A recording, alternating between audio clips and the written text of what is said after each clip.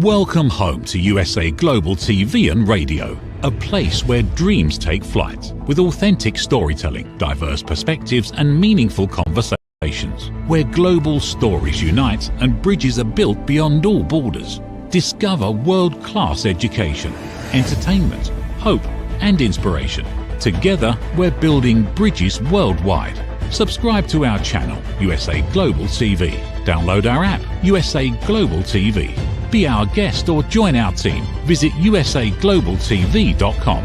Thanks to our founder and executive producer, Dr. JACALYN KERBECK. Music score by Yeffy Tang from Cloud Road Music.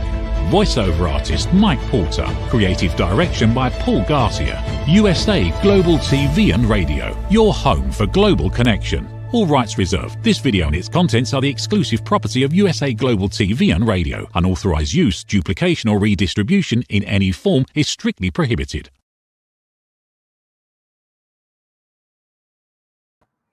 Good morning, good afternoon, good evening. Welcome home to USA Global TV and Radio, where we proudly provide world-class education, entertainment, hope, and inspiration.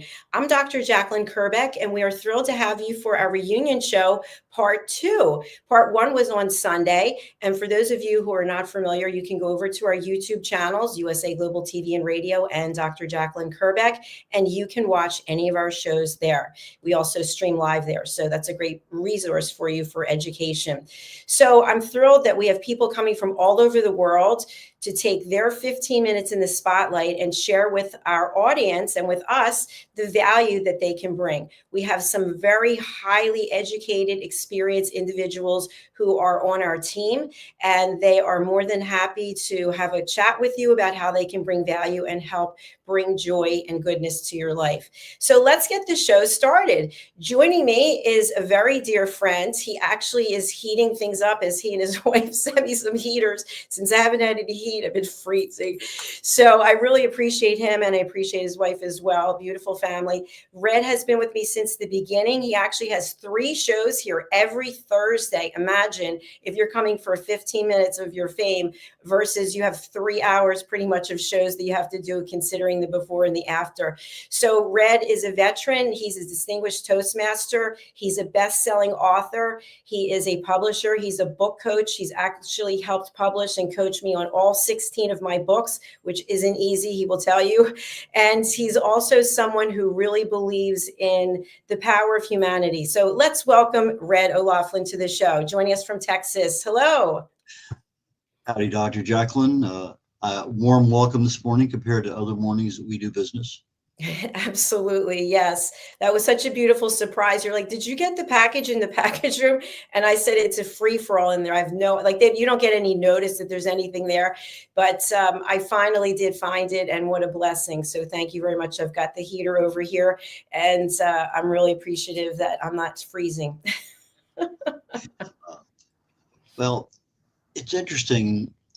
As we grow older, we fall in love with various things. I fell in love with my wife a long time ago, but long before I met my wife, I fell in love with chemistry, sophomore in high school. And I thought I was going to be a chemist. However, got my degree in chemistry and then got an invitation to Vietnam, so I never got a chance to practice chemistry. And then that led to the next thing, to the next thing, to the next thing. And along the way, I found out that I fell in love with math, and specifically statistics. And I started teaching statistics at night at junior college level for about 3 years, and didn't think much of it, and ended up getting another degree and then another degree. And I was working on my 4th or 5th one, I think my 4th one at that time. And I went and I talked to the stat professor, and I said, hey, this is what I do every day. This is what I did, at the college level. And in about 15 minutes, he waived 9 hours of stat for a doctorate that I was working on at the time in international business. And I don't know anybody else who's had 9 hours of stat waived just because of a 15-minute conversation, but that's one of my claims to fame. But about 10 years ago, my wife started, she was going through chemo for breast cancer.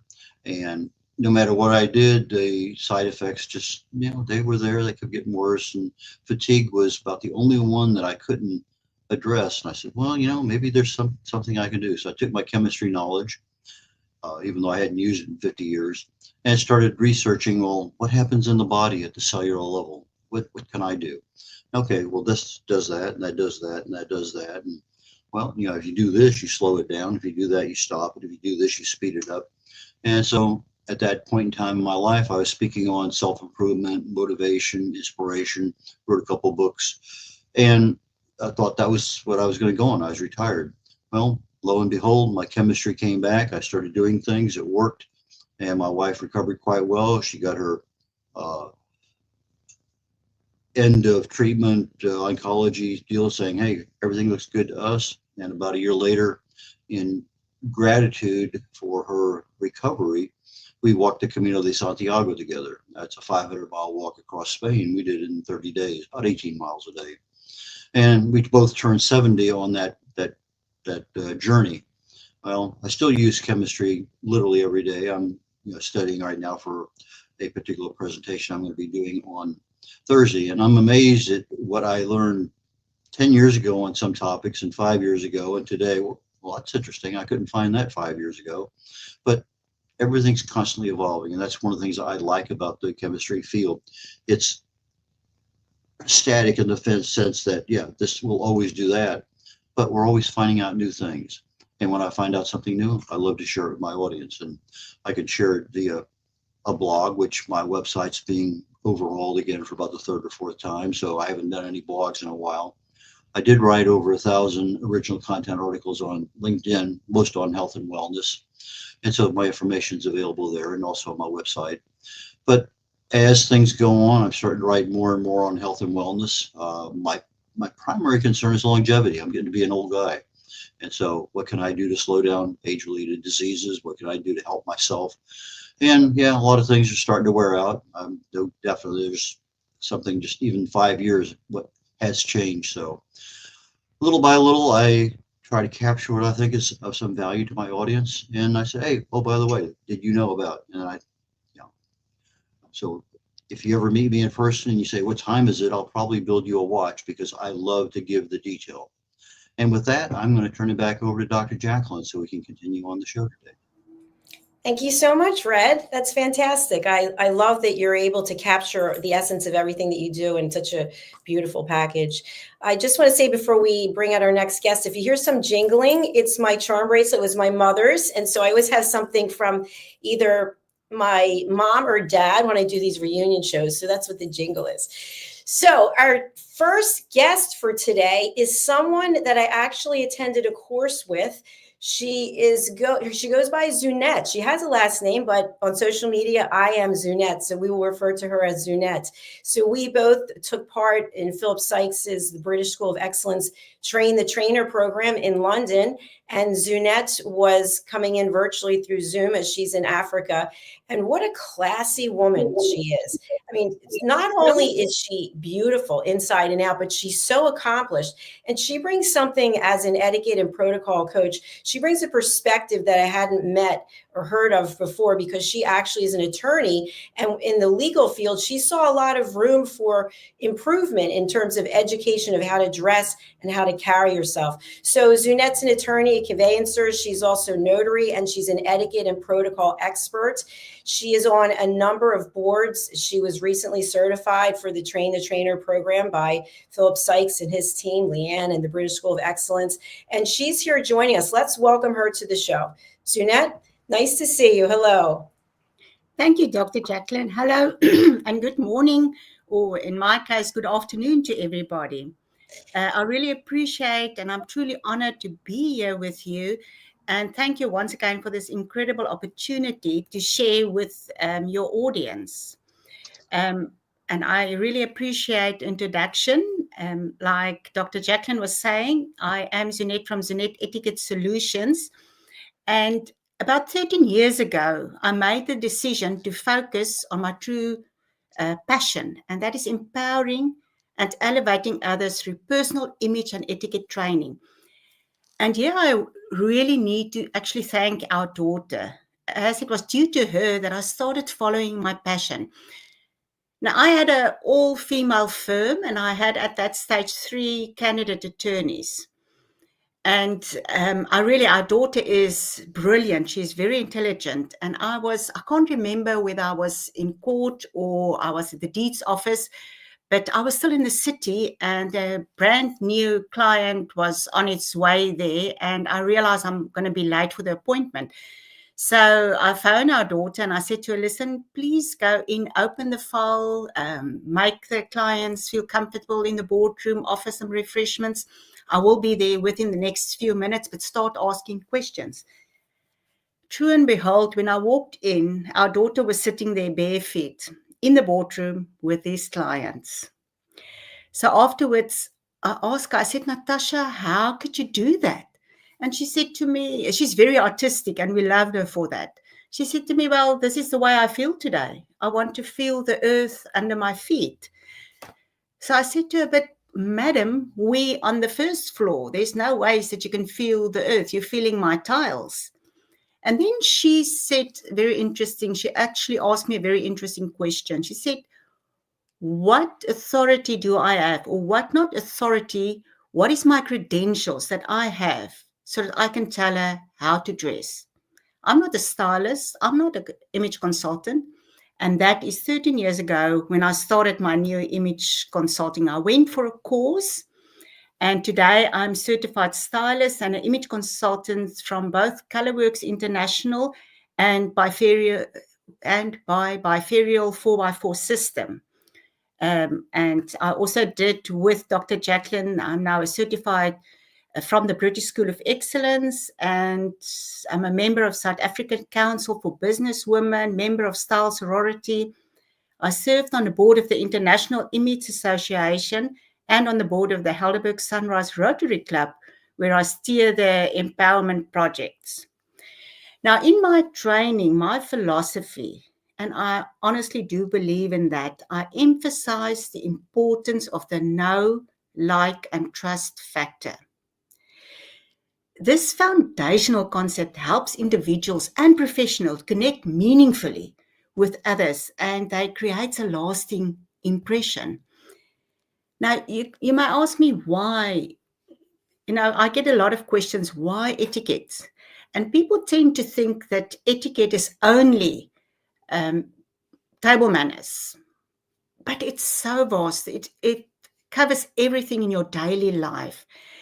And if mastering your personal image and the etiquette can actually significantly enhance your professional and personal interactions. You must remember, in a world where first impressions, the first 5 seconds, excuse me, that somebody met you, they make an impression, and that's a lasting impression. You never, ever have the second chance to do a first impression. And if you want to break that first impression, you need to really work hard. So in a world where first impressions matter, the right etiquette can empower you to build stronger relationships and open doors to new opportunities. So I want to just give you a few examples on the know, like, and trust factor and how it's relevant and how it can help you build those lasting impressions. If you think about your outfit, let's first look at the outfit and how it impacts the perception that other people have of you. Your attire is the first thing that people notice. By dressing appropriately and professionally, you establish a clear identity and communication, and you communicate your personal brand. Make it easy for others to recognize you. And that is the know. They know you, they recognize you. And when people see that you take care of your appearance, it creates a favorable impression. It makes you more likable. It shows respect for the occasion and the people involved. And they like you. But they still need to build a trust factor. So the consistency is important for the trust factor. So consistent attention to your attire can build trust over time. When others see you consistently dressed well, they may perceive you as somebody who is competent, reliable, professional, and that creates a sense of assurance, and they trust you. Now, we have the guru of active listening, elevated listening here, and Dr. JACALYN. And the power of body language and active listening. I really enjoyed your course as well. And it is so relevant. The power of body language and active listening, effective body language and active listening help you communicate your personal and professionalism. When you maintain eye contact, use open gesture, you make yourself more approachable. Then you allow others to know you better. And that is the know element of the know, like, and factor in body language and active listening. Engagement through active listening, such as nodding, paraphrasing, make others feel valuable. And they feel that you understand them, and that fosters likability. People appreciate being heard, and this connection can elevate their perception of you. They like you. Once again, consistency in your body language, maintaining a calm and open demeanor, demonstrate authenticity. And that is when your verbal messages and your non-verbal cues align. It builds trust, the trust element. As people are more likely to feel that you are genuine and reliable because they see the consistency. That what you say and that what you do is consistent, and they started to trust you. Another example that I would like to bring to you is networking. We all, at some point in our life, we go to a networking event, whether it is social or even for business. And the important thing is you need to be prepared with your introduction and engage others with wide-ended questions. Because you're going to this event and you're going to meet new people. So you need to have your questions ready. You need to know who you want to engage with at the networking event. If you're after a specific, the guest, host speaker, the keynote speaker, you need to have your questions ready. And then you need to help them to get to know you and your interest. You share your relevant experience or insight, and that establishes a foundation of knowledge about each other. You started to know each other because you share. You like wine, I like wine. You share that common interest. Now, the common interest creates a personal connections that also enhances the likability element again.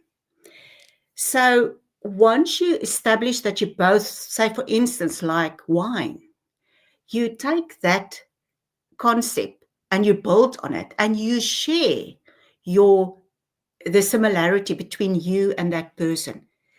People like people who are like them. So they're going to like that you also like, and they're going to show me more interest. And that is the like element. So, but now you will ask me, how do you get the trust element in going to a network event? The most important thing for trust element is following up. If you promise to do something, you need to do exactly what you promised. Follow up after meeting somebody. Show that you value the connection, reinforcing trust. And by keeping engaged and in trust, and meaningful engaging, you demonstrate your reliability, which is crucial for building the long-term relationship.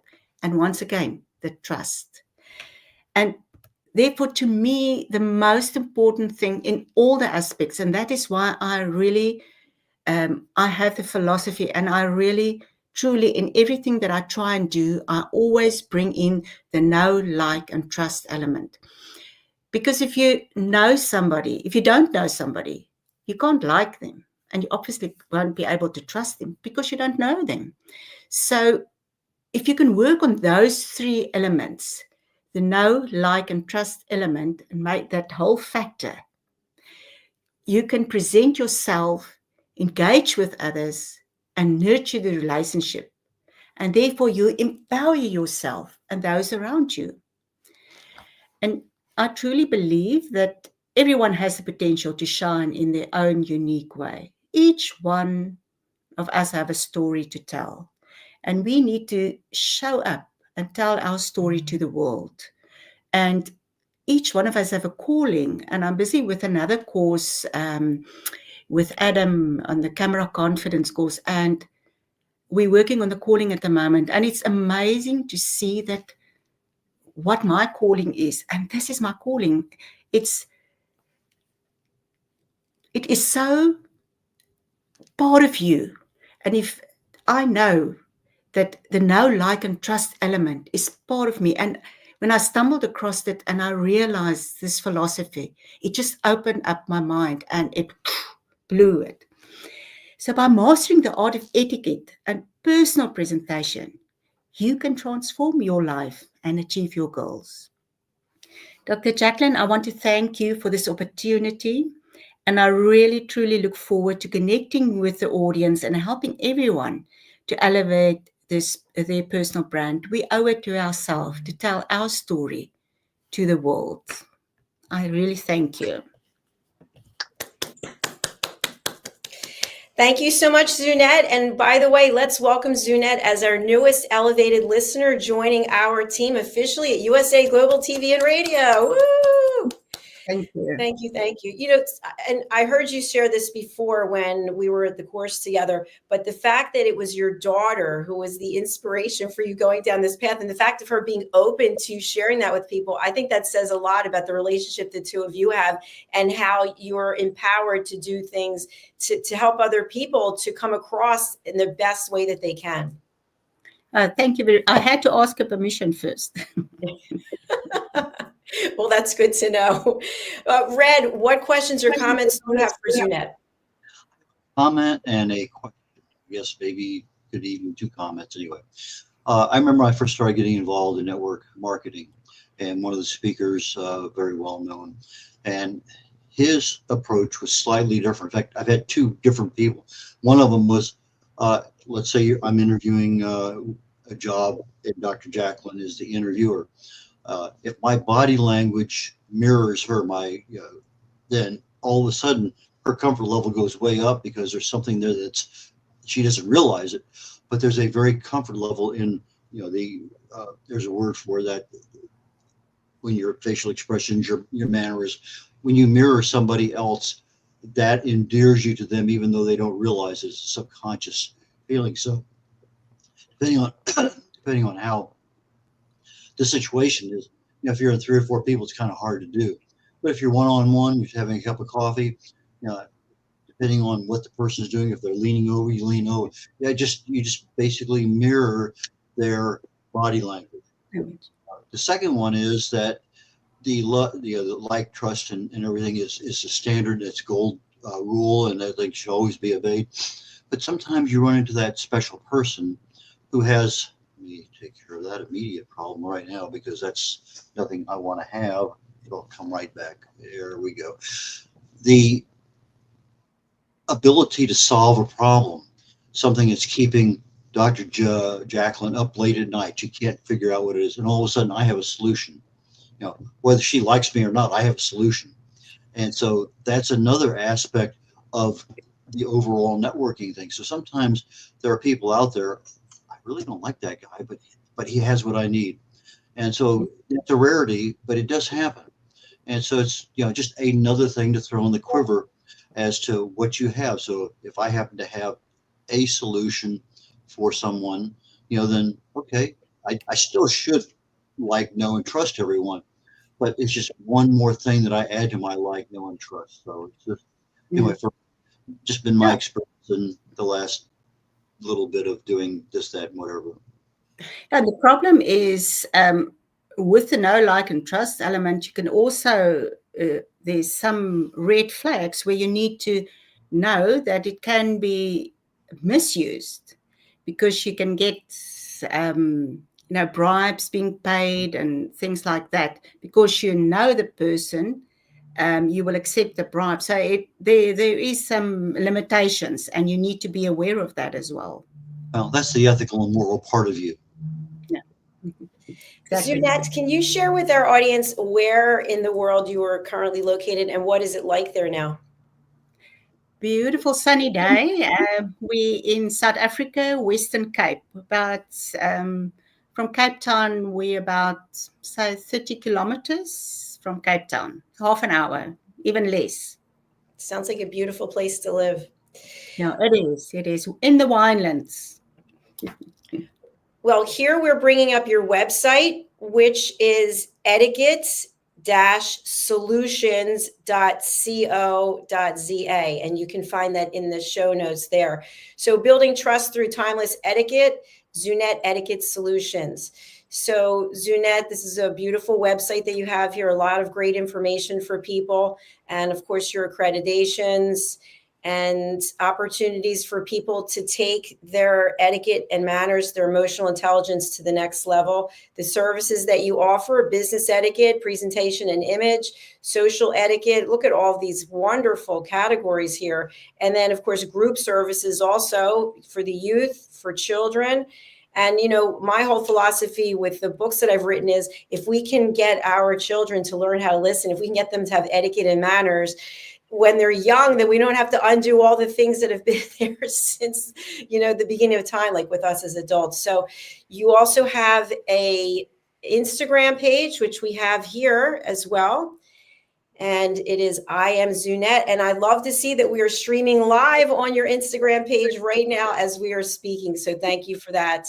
Unfortunately, StreamYard is not letting me share Facebook or LinkedIn. I apologize, but your Facebook and LinkedIn are also on your website, and they are here in the show comments. So let me just bring that up again. And then we will ask you, we'd love to have you stay if you'd like, and you can chat with our next guest. So there's your website. And for our audio audience only, it's a tongue twister, it's etiquette, ETIQUETTE solutions, SOLUTIONS.co.za. On Facebook, it's Zunette Style, and it's ZUNETTESTYLE, and Instagram, I Am Zunette, and LinkedIn, Zunette Luby. Do you say Luby? Is that your last, how do you say last name? Yeah, it's Libba. Libba. Oh, okay. I was really wrong on that one because I just know you as I Am Zunette. So, all right, brilliant. Well, thank you so much, Zunette. Again, you're welcome to stay. We're going to bring on screen our next guest, who is also a team member. She's joining us from London. Her name is Helena Shard. You can find her on most major network news platforms, as she is an expert when it comes to the royal family. She's also an expert when it comes to casting. She has her own shows here on USA Global TV and Radio, Royal Breaking News, that she does with Ian Pelham Turner. She also has the Royally Rich Lifestyle Show with Ian Pelham Turner. And she's also an expert correspondent on what was the United Kingdom news and culture and will be transforming into something soon. She's an advocate for humanity, and she also is someone who really cares about health and wellness and mental well-being. Let's welcome our dear friend, Helena Shard. Hello. Lovely to see you all. Helen, I don't know if you've met Red, but here's Zunette as well. So hi, Zunette. Hi, Red. Good to see you. Hi. Well, this is a morning for blondes. Is that right? It's what, sorry? This is a morning for blondes. I don't know. I guess it is. I guess it is. Sure. You're the lucky guy today. Yeah. What a beautiful way to start the day. Yeah, absolutely. And I love that we're all here in different places. It's amazing that we can come together. Helena, you are no stranger to the Reunion Show. You've been here before. And I just thank you because I know how jam-packed your schedule is. You have been bringing us incredible exclusive clips about the royal family before sometimes it even appears on the network news. So I truly appreciate that. And thank you for all the goodness and joy that you bring. I actually had the pleasure of meeting Helena in person in London when I was there in November, and we did some really fun things together. So thank you for that. That's fine. It was lovely. It was so lovely meeting you. It was really, really good. And thank you so much as well for inviting me to join in today, which is fabulous. You are welcome. Here, take this stage. You've got your 15 minutes to tell us how you can bring value to our audience all across the world. Okay, so I'm just going to speak a little bit about me and what I do. So I'm just beginning with, I think, Dr. Jacqueline, you have sort of introduced me, but so I am a broadcaster, have been for some time, and royal photographer. I work with various global TV platforms. In fact, I joined Jacqueline when she was rapping with Dr. Jacqueline all that time ago. So it's amazing, so beautiful to see how the network has expanded. I work with various other platforms, GB News, Sky, Fox, and you name it. So, and I do specialise in all things British royal family, but I have another hat too. And I think one of the things that drew me as well to Dr. Jacqueline is the ability to give people a voice. To give people a platform, possibly people that wouldn't have a platform. And I think all that time ago, Jacqueline, with rapping with Dr. Jacqueline, you did that then too. And positive messaging is really very, very important. Also, I believe in collaboration hugely, and we're always looking for new people to join us. I say us because I think that everyone that brings good into the world is, you know, it should be a collaboration. And I know that we, having been speaking to, there's a new venture coming actually, so hoping to be launched on the United Nations. I come from a casting background to begin with, in the performing arts, entertainment industry. I decided work-life balance wasn't good because I was always working around the clock with different time zones. Interesting, I then go into broadcasting because obviously you've got the different time zones there as well. But I think what threw me into the royal family, and I feel very privileged to work with and have worked with the royal family and prestigious clients associated with the royal family. I studied photography at St Martin's School of Arts, then became a commissioned royal photographer sort of just after the casting. So I dipped still in and out of casting, but so that has led me to some amazing, colourful events, I have to say. I think everybody, I would say some time ago, negative news, I just didn't want to listen to it anymore. So I feel what I give is positive. I feel the world at the moment, there is a disconnect, an intolerance. And I decided, sorry, I've got a funny, can you hear me? Yes. Oh, okay. So again, I decided there's just too much good in the world, and let's share it. You know, let's teach, let's connect with people, lift people, give people a voice. It benefits community, benefits humanity, and it's about positive messaging and working towards peace. So I think I'm dedicated to fostering a more peaceful and enriched world. And I know, Dr. Jacqueline, that's something that you are passionate about as well. I'm working with, at the moment, we have meetings with the International Children's Peace Assembly, which actually, Dr. Jacqueline, and it's about children becoming ambassadors of peace and youth leaders. Moving back over, the benefits of the royal family, the British royal family, again, I want to share the good. I think they've taken a bit of battering at the moment, but you know, we're so lucky here in Great Britain, the United Kingdom, that we have like 1,200 years of history of our royal family. Again, when talking about the royal family, I love to promote tourism and the fab culture that we have here in the UK. And again, it's about enticing people to the UK as well, to Great Britain. And I know that as a regional studies association, I'm never too sure how much the royal family bring into the economy, but I think the last read was something like 1.8 billion a year. I know so many people, I don't know, all over the world that love coming to the UK and seeing, I don't know, Buckingham Palace and all our rich culture. There's just so much to share. and teach people. And remembering King Charles as well plays a vital, and our whole royal family, a vital UK diplomatic role, supporting the work of the Foreign and Commonwealth and Development Office here and abroad. And of course, the whole royal family support this, support the King and national duties. They carry out such important roles, and also to do with charitable service in their own right. And I could speak about the royal family for a long, long time, but I won't. I think I haven't timed this at all. I'm just talking about myself, and obviously we can chat if necessary. But I just again love giving people a platform. I love talking about all things good and positive. I believe with our 24/7 rolling news, and our world is so frayed at the moment, there is too much negativity. But if we consciously teach and promote positivity, I think we'll be a much, much happier world. And I'm just going to end. I mean, obviously we can talk further, but I want to just end on the Princess of Wales. So that's Princess Catherine. We're so happy to hear that it's a breath of relief, really. We're so happy that she's in remission.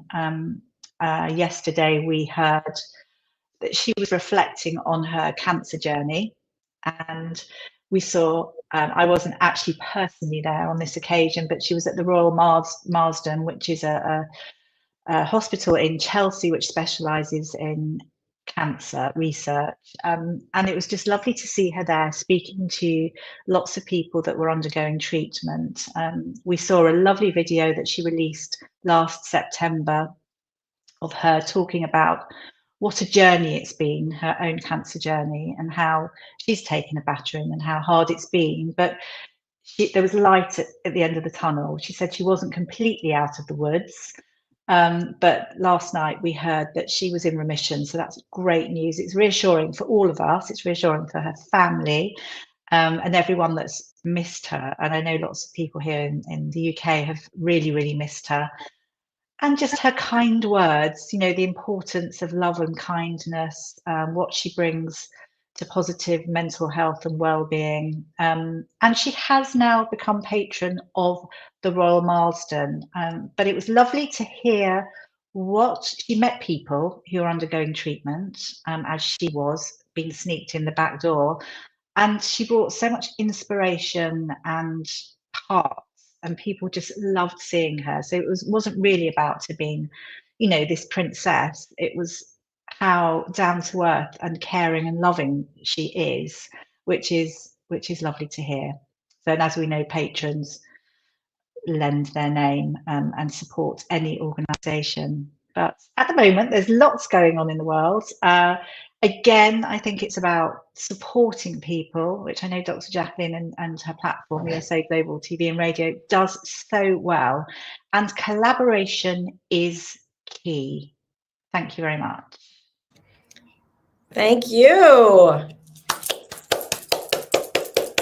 I have no idea how long that was, whether it was 1 minute or 5 minutes or what it was, but thank you. No, it was perfect. And I have to say that Helena is even more beautiful in person. She has the most flawless skin, and she's a true joy to be with. So. Oh, that's so sweet. I see. I just realised I'm sort of halfway down the page, aren't I? I should be up a little bit. There we go. You're perfect. So I get the pleasure of interacting with Helena on a regular basis. Red and Zunette, I'll start with Zunette. Any questions or comments you have, Zunette, for Helena? I'll let Zunette go first. Yeah, thank you. I just want to say, Helena, I really envy you. I always I always say to my husband, I think I must have blue blood because I just feel connection to the royal family. So I really come to the UK. Yes, thank you so much, Zunette. Red, any question or comment you have for Helena? Yeah, she sort of piqued my interest when she said she was a commissioned royal photographer. And I was kind of curious, what does it take to become one? And how many of them are out there? And just a little bit more information on what is that? There's lots of commissioned royal photographers. To be honest with you, there are lots of people these days. I don't do as much of my royal photography as I used to, but I need to get back into it. It's when you're given a project to carry out, and you carry it out, and then your pictures are used. I had some amazing pictures from. I'm trying to think back now. I had a lot of pictures that went out. They normally just get, shown across the world. That's what happens. And once they're showed and they're published, that's great. I had lots of my pictures. My favourite event was the Prince and Princess of Wales, their wedding, which was phenomenal. And my pictures just went out there. And I have lots of very good clients as well who wanted various pictures. And yes, I delivered, so I was very proud of myself. But it's an amazing thing because you get to see the royal family. You do get to liaise with them. It's not like I'm sitting down having dinner and a chat and a cup of tea all the time, but it's it's fun. I do feel incredibly privileged. Well, thank you very much. I appreciate that. Thank you, Helena. Thank you, Red. Helena, something I'd love to have you share with our audience is that you've been on the United Kingdom News and Culture, which is changing into something else. But before that, Celebrate Great Britain Royally Rich, and also the Royal Breaking News and the Royally Rich Lifestyle. Can you give our audience a sense of what these shows are about, what they can take away from watching? So a lot of the shows, I'm just trying to think now. I'm going to start with, I'm just trying to think, goodness me, it goes back a long time. We had so many shows of Celebrate Great Britain, Royally Rich show, and a huge amount of shows for UK news and culture. I mean, as it says, it's a lot of it is learning about the UK, learning the richness of the country and what it has to offer, learning about the royal family and all its glory over the last, over 1,000 years, I guess, but more modern in a sense. People like to know various things, and people can ask questions and obviously get answers to what's going on. I have privy knowledge from Buckingham Palace on occasion, so we get that sort of prior to things going out. So the UK breaking news again is what it is, and the Royally Rich Lifestyle show I co-host with Ian Pelham-Turner, who I believe is on after me, if I'm correct in the running. This is again, it's a similar thing. It's like a lifestyle show. We have guests. I think that there's a similarity between the shows. Again, we have guests that have something to share, that have something intelligent and great for people to learn from, and sometimes to join in. We love to have people who inspire others. I think that's so important. People that have worked hard, possibly even people that have worked hard and it hasn't worked out, but they have the tenacity to keep going and then have something wonderful to present. So love having guests on the show, and that's why again we're always seeking new people to work with us, and I say with us sort of in a big way, because collaborative behavior, collaborative working with different people and platforms is just so important to work towards peace. Thank you so much for that overview. And for anyone who'd like to watch the shows, you can go to our YouTube channels, USA Global TV and Radio, or Dr. JACALYN KERBECK, or you can go to Amazon Fire. You can also go to LinkedIn, you can go to Facebook, you can go to Instagram, you can on and on, E360 TV. So Helena, Ian Pelham-Turner, your partner, is actually going to be here very soon. If you can just let our audience know, you two have been working together for, is it 13 years? No, it's longer. Every time I speak to Ian, it seems to get shorter. We have worked, I'm pretty sure it's something like 20 years, to be quite honest, but actually from a royal photography point of view, he's no longer a royal photographer, but broadcast royal photography, I'd say about 15 years. That's my feeling. You actually gave me the honor of interviewing the two of you about how a team can stay consistent and not kill each other, basically working together for so long. Can you share with our audience some of those tips, how to work with a partner on a television broadcasting platform and be able to respect one another and still deliver consistently, regardless of what's happening? Yes, we have had our moments, Dr. JACALYN, as you know. I think knowing who you're working with is important. You know, I know his foibles. He probably knows mine, although I say I don't have any. You have strengths in different ways, and whatever your strengths are, you should shine with those strengths. It's very much about communication. Communication is key. Otherwise, you'd go completely mad. We've had our moments, but I think we've got through them. And the fact that we've worked with each other for so many years shows that something must be going right. Absolutely. You're a perfect team, that's for sure. So Ian is backstage. We're waiting for him to turn his camera on. Don't be shy. Don't be shy now. Yeah, he's very good. You have to just coax him not.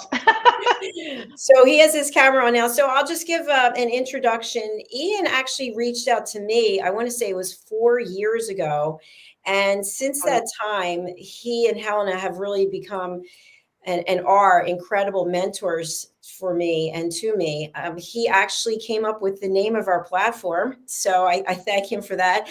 And we've had a lot of challenges back and forth because he's got great ideas. And sometimes I'm not necessarily on the same page, but the ideas are always fantastic. I had the pleasure of meeting him in Orlando. I think it was 2 years ago. I don't even remember. And then, of course, we just were together in London. And he has, I think, 57 years experience in broadcasting, even though he's only 40 years old. I don't know what his secret is, but he's really, he's telling me it's more than that. He's an advocate for women.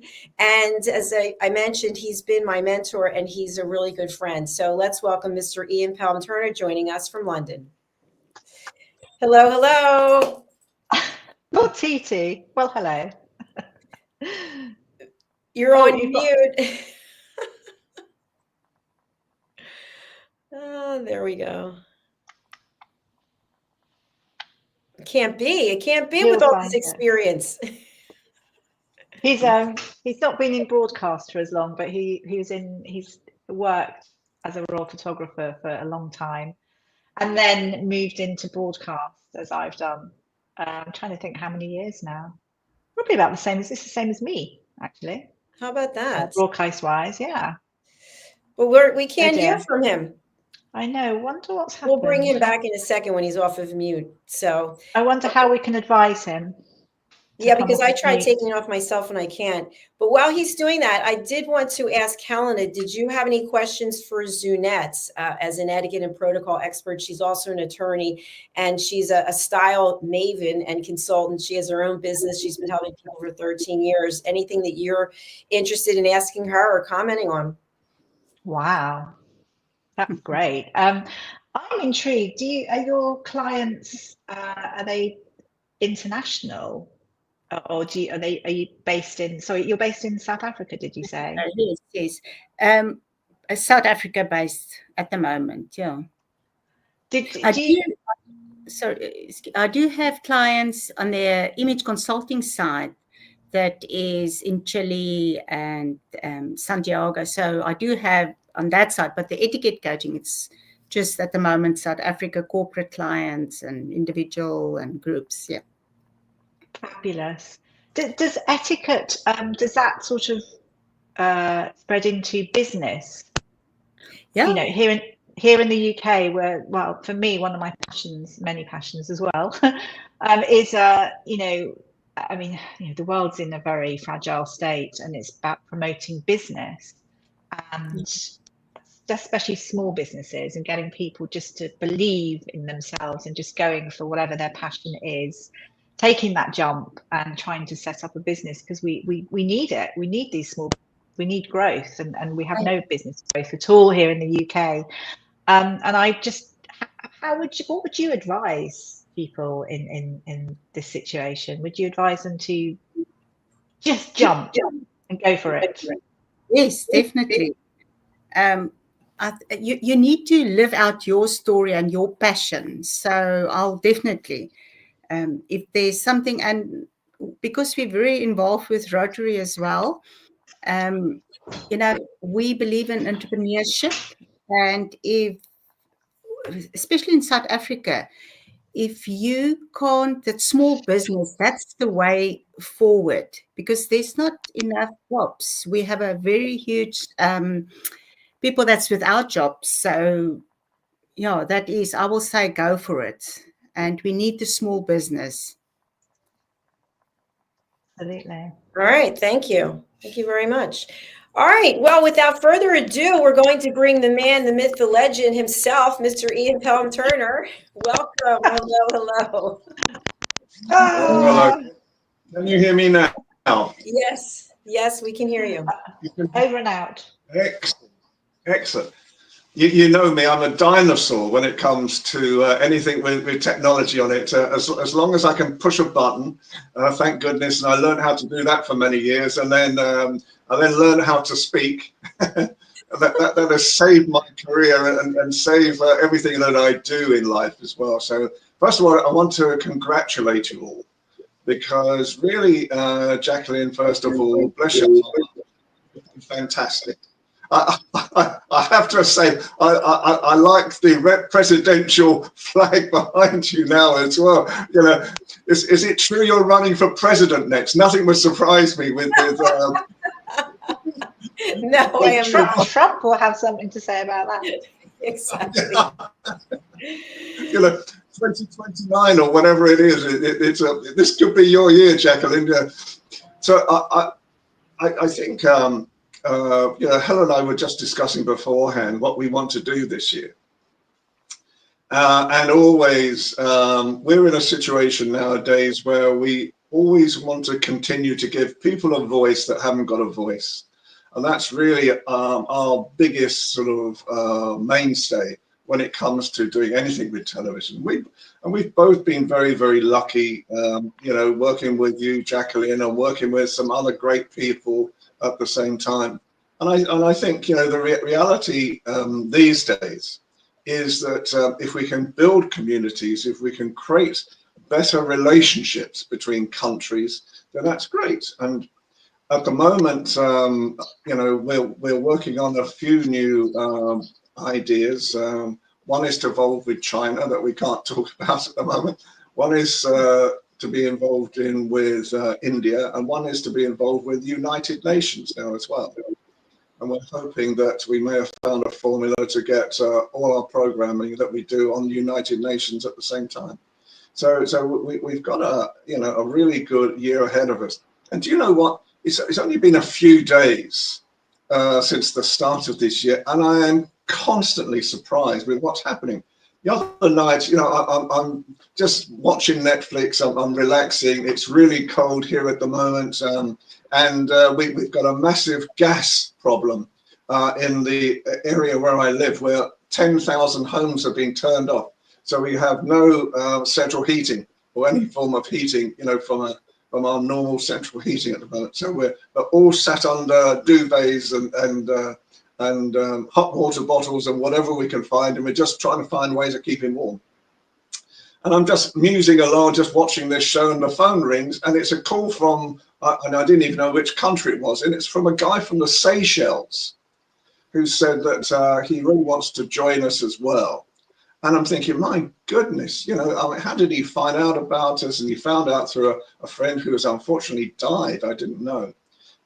In the first place, and now we could be doing luxury items from the Seychelles as well. So I think I feel blessed. I feel blessed that we can do these things nowadays. I feel blessed with the technology that's happening, and I think the reality from us all is be grateful for what we have. That's really, I think, the biggest message this year. Obviously, we want to move forward further, but just be grateful, as I am, for everything that's happening to you right now. And I'm having such a happy life. nowadays. And Helen and I, you know, we work well together. Helena does her own things as well, and I do a few things. I think, you know, the reality is that it makes the world, I hope, a better place with what we're doing. It certainly gives me, you know, I'm 73 now, and just to correct Jacqueline, this is my 59th year, 59th year as a journalist. So next year is a big year for me. 2026 will be 60 years since I first came into journalism, and you know, I think the makeup is pretty good. It doesn't sort of show too much the lines. You know, I've been, you know, thank God for Avon. No, I'm joking, but Avon and the cosmetics, should I say, as well. But I think the reality at the moment is it gives me the bounce to get up in the mornings and to be happy with life. And let's pass it back to the other panelists. How do you think? I'm sorry about 5'9" instead of 5'7", but congratulations. That's incredible. So does anyone have a comment or question for what Ian just shared? Zunette and Red, since you don't get to interact with Ian as much, we'll go to you first. Let's start with Zunette. Ian, I would just say I can't believe that it's 60 years in, what's it, next year? Yeah. It's amazing. And I must say, that's one thing that we talked about, because we retired as well, my husband and I, but we still keep busy. And that's the main thing. If you can't get up in the morning, I said to him the other day, if I'm not doing what I'm doing now, what am I going to do? I can't just get up in the morning and say, what now? What today? So I'm with you. I totally agree to that. And in reality, I think that when I came to 65, which is the traditional age for retirement in Britain, so 65 came up and I'm thinking, okay, I'm going to retire. Okay, so after about 4 days of pacing the room up and down like a caged tiger, I'm thinking, I don't like this. It's boring. I want to get back to what I love doing. Yeah, Do you know, yeah. I think the thing for me, you know, working with Helena, working with JACALYN, and hopefully working with yourselves as well this year to, you know, to expand what you're doing. I've loved every single day of my working life. 59 years now, and I've loved every single day. Every day is exciting. You just don't know what's going to happen next. You know, 1 minute at the back end of last year, we were looking at how are we going to do things. I'm a peace ambassador as well with UPF, and so, which is attached to the United Nations as well, strangely enough. And I go to a meeting and there are 2 people in the room, 3 people in the room, in fact, 4 people in the room when I think about it, who will change our lives even more for the better. And so I think the thing that I would say these days is, if you don't expect anything, things happen, you know? And so, you know, for me, it's an incredible period where I've always wanted to get information going into China, and hopefully that's going to happen now. I've always wanted to be into Africa and India as well, and it looks like those types of things may be happening this year as well. And in America, and what JACALYN is doing, I mean, you know, every week she comes up with a new strategy. Do you know what? I love people. You know, I love people who will constantly move forward, and that's JACALYN. So I know in a couple of weeks' time you're going to Houston. I want to go to Houston sometime. You know, as well. You know, because I remember the days of Dallas, the TV show, and I actually met JR, Larry Hagman, when he came to London, and I worked with Larry Hagman when he came to London, bless his heart. And this was just after JR was shot, and we were all trying to find out who'd shot JR. He didn't even know himself because he'd filmed 5 endings, so he wasn't told either. And I think, you know, the reality at the moment is America and Africa is such an exciting place. It's full of possibilities for the future. It has so many values that we can work with to actually increase and grow what we're doing. Because I think the more that we can build bridges across this world in a time like this, when there's so many issues going on in the world, thank goodness we've got this type of opportunity to talk about what you do. What do you think, guys? I agree. Absolutely. I definitely agree.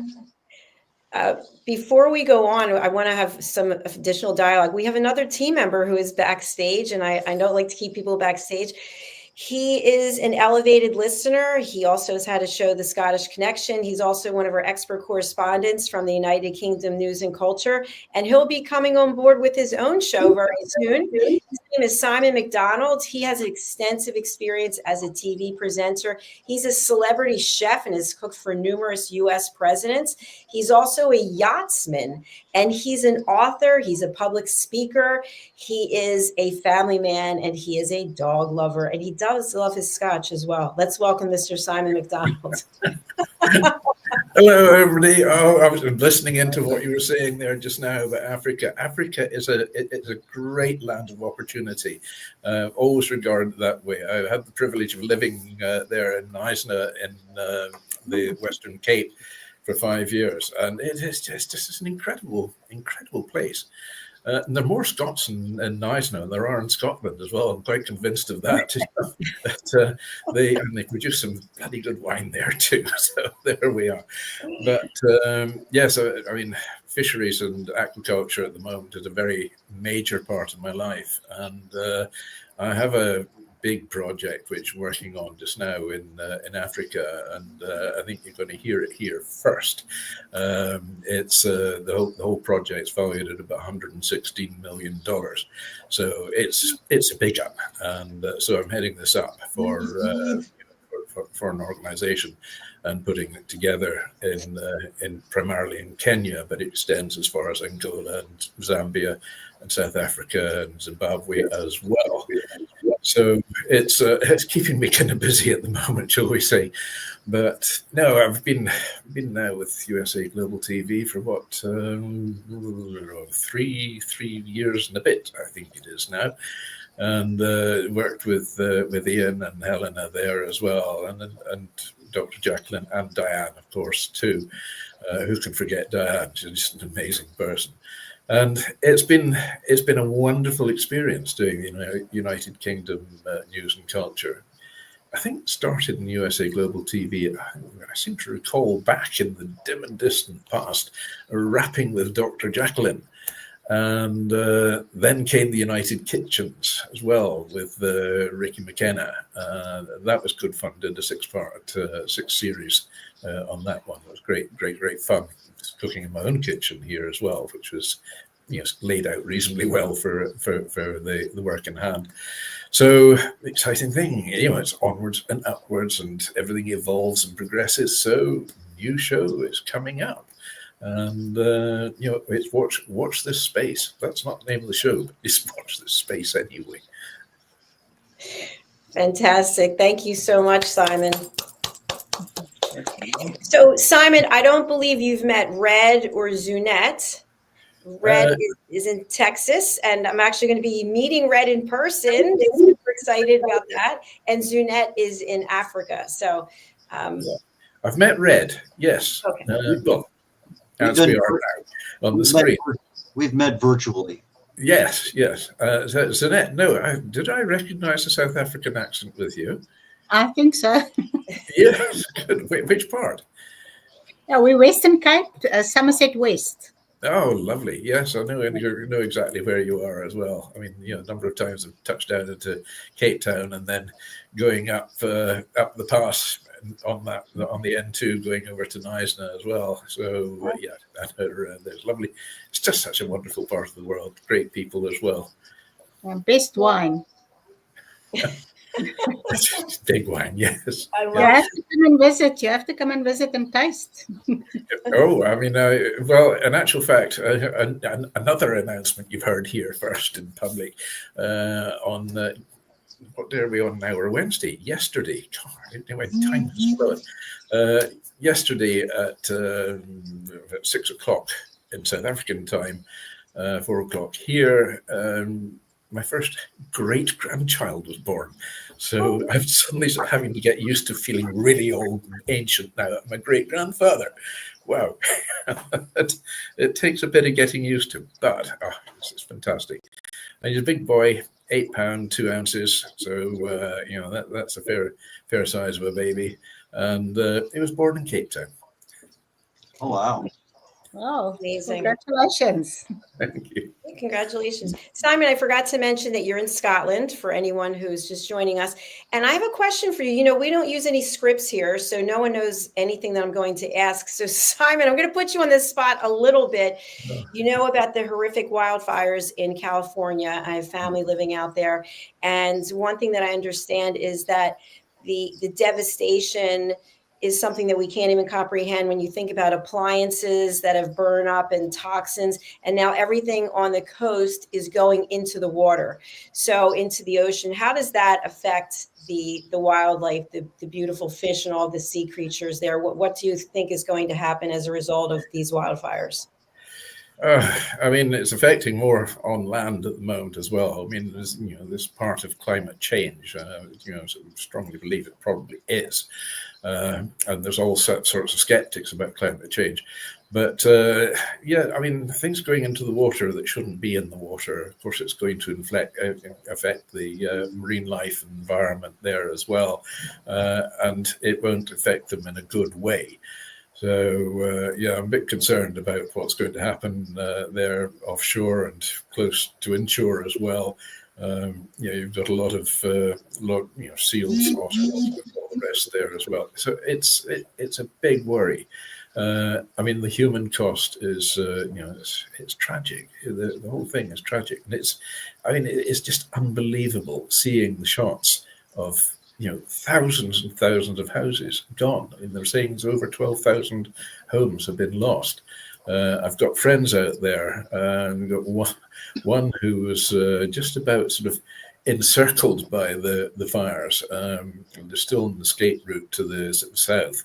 So fingers crossed that she's going to get out, and without her house being lost as well. And other friends over there as well who've lost many friends' homes as well. So it's it is a tragic thing. And I've been seeing scenes of wildlife there, and there's deer and bears and all sorts there getting caught up in this, and it's pretty horrific.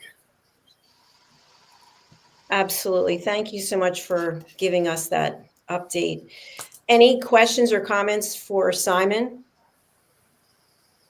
I know Simon as well because I've worked in Los Angeles, and I've lived, believe it or not, in the Hollywood Hills in my time as well. So, to see that's really getting caught at the moment is incredible. But I think this year, that there's obviously issues, as you know, from a political stance, that we might be signing a deal with the EU again, which could affect fisheries. Does that affect you? Anything that affects fisheries on a global basis affects me. Yes, it does. I think we shouldn't actually have come out of Europe in the first place. I mean, it was our biggest customer for trade, and you don't turn your back on your biggest customer. You look after your biggest customer. And with Brexit, we said, they sang it up to the eyeballs about the fishing the fishing fleet will be just absolutely fantastic, and you'll be getting this, that, and the next thing. None of that came to fruition at all, and it caused major problems. It still is causing big problems, in particular with border control, where the fisheries has taken a bit of a hammering with getting product into Europe now, and even getting product from Europe into the UK. Border control systems there have created the biggest mountain of paperwork that we've ever seen before. To send a truckload of a big 40-foot container truckload of consignment into Europe would have taken one piece of paper, basically a delivery note, to go across the channel and go to the distributors. Now that truck might carry up to, say, 100 separate consignments. has to carry 7 separate documents for each consignment. So, I mean, you're going across there with the volumes of paperwork to deal with that, and the delays with inspections there when we're talking about live shellfish going across and fresh fish going across. Keeping that lot really fresh to the customer is proving to be a big problem. And it's the cost of that administration as well. I mean, somebody said it costs $25 just to raise an invoice, which is probably about right with all the time and work that goes into it.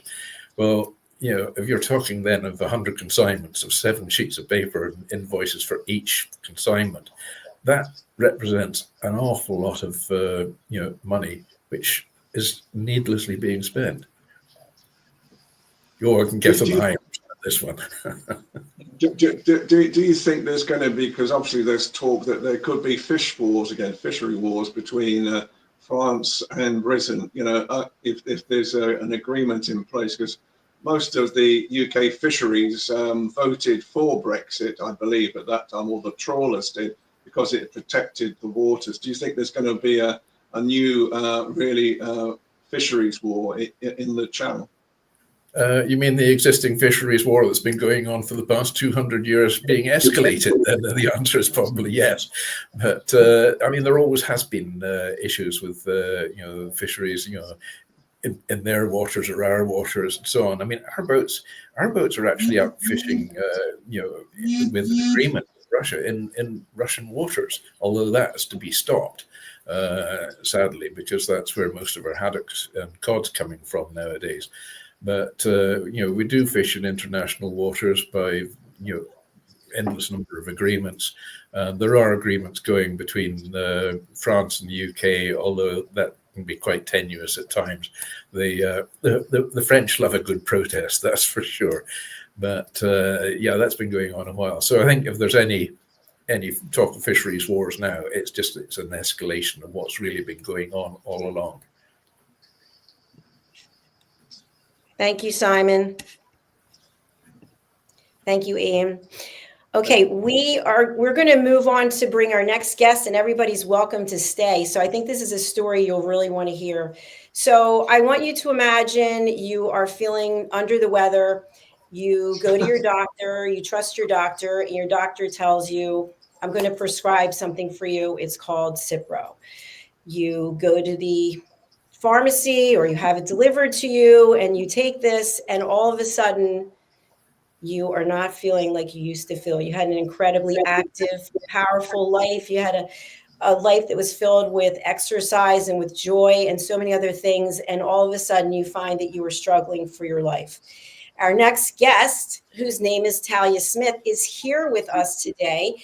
And she is, I hope I can say this right, a fluoroquinolone toxicity advocate. She has created something called Finding Vulnerabilities.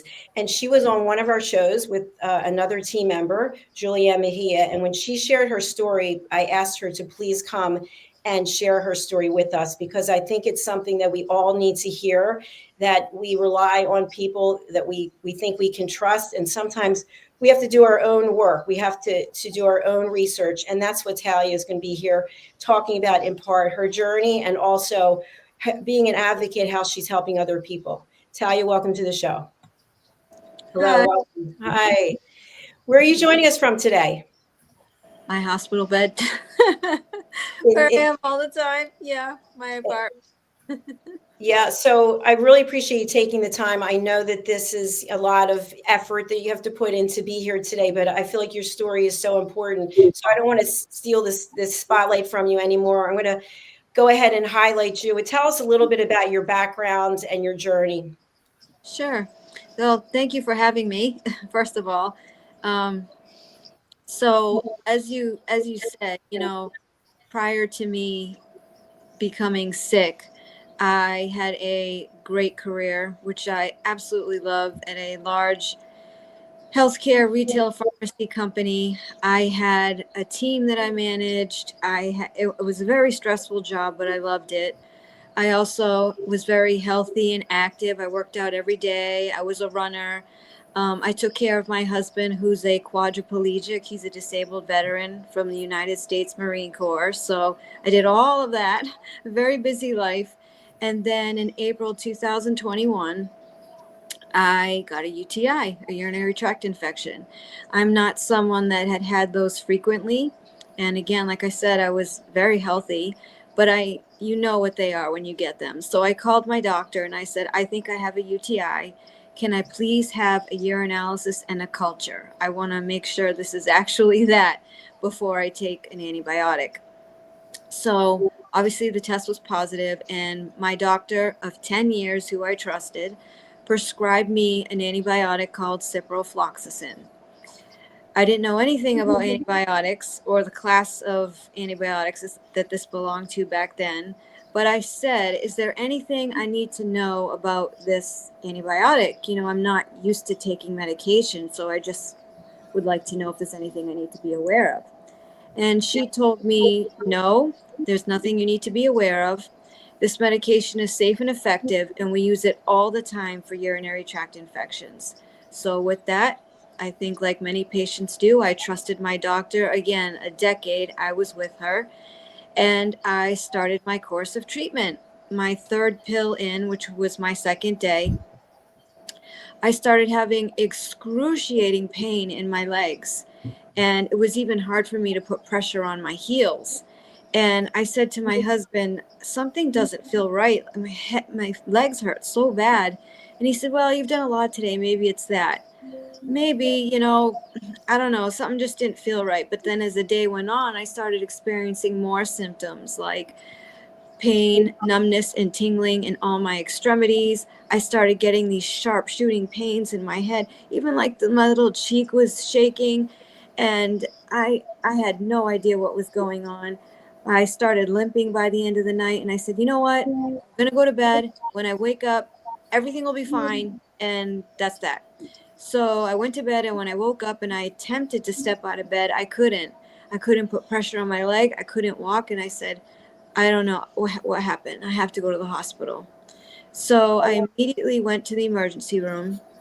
And I told the emergency room doctor, and this sticks with me forever, that I said these exact words. I said, somehow I can't walk overnight. Something has happened to me.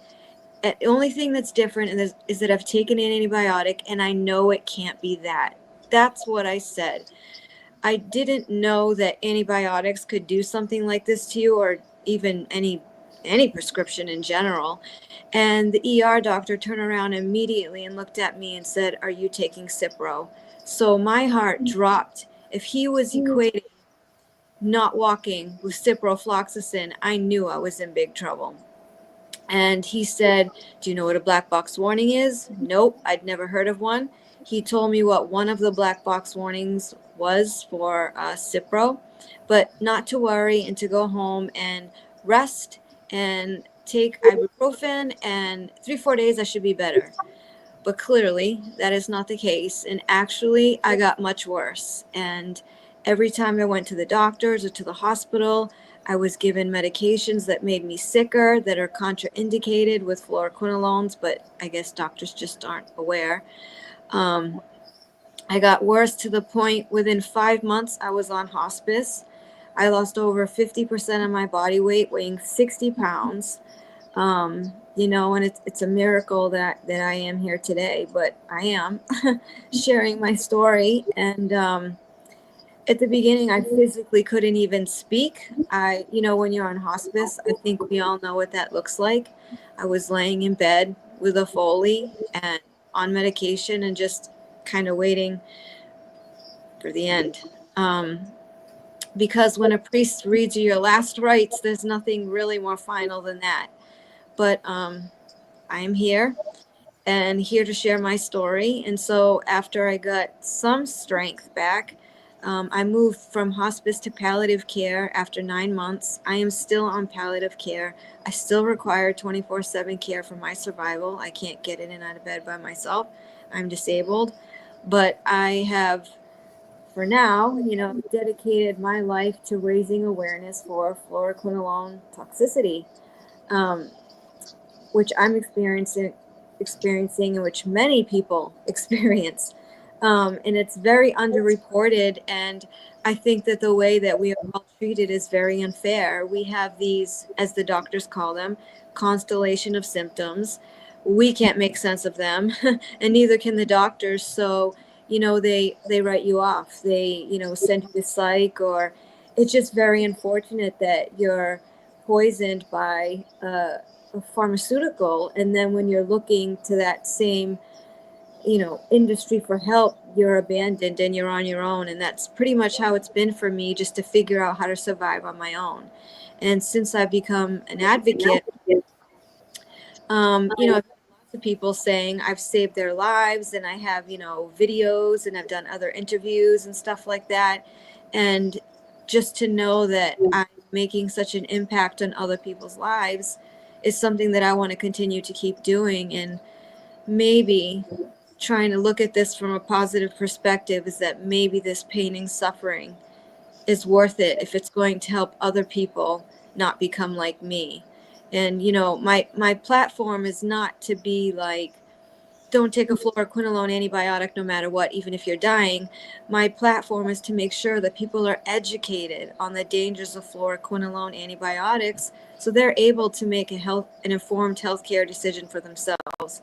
I was not lucky enough to do that. I did not see videos like mine. There was no informed consent on fluoroquinolones. I trusted my doctor, and here I am. And so that is how I connected with Dr. JACALYN, is through an interview I did, I don't know, a month ago now, maybe. JACALYN, is this kind of what you were looking for me to speak about and say? I just want to make sure I've never been on this before. Absolutely. Absolutely. I really admire your strength and your courage, and the fact that you are taking your experience and sharing it with as many people as possible to help save at least one person, let alone countless others. So I'm just interested, for the panel here today, were you aware of Cipro and being a black box drug? Everyone's shaking their head no. What's crazy to me is that the first black box came out in 2008. So it's been a long time. And since then, there are 7 black box warnings. In 2015, the FDA stated that, there is this fluoroquinolone toxicity, and it causes permanent and disabling side effects, and that fluoroquinolone antibiotics should be used as last resort only.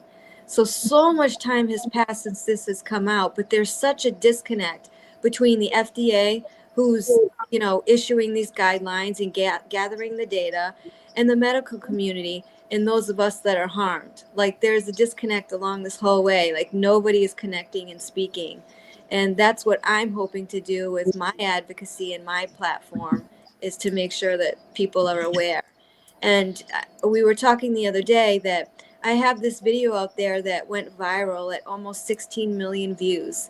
And you will, if you read the comments, you can see the whole rainbow, right? You have doctors, nurses, pharmacists, patients, all talking about fluoroquinolones and their experiences. And this is exactly what I've been looking to do.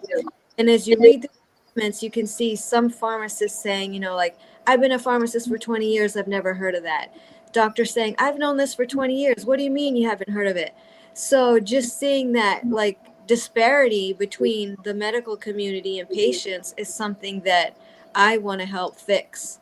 Me and my community, right? The whole Phlox community want to see that gap goes like this, and to try to prevent other people from becoming like me and,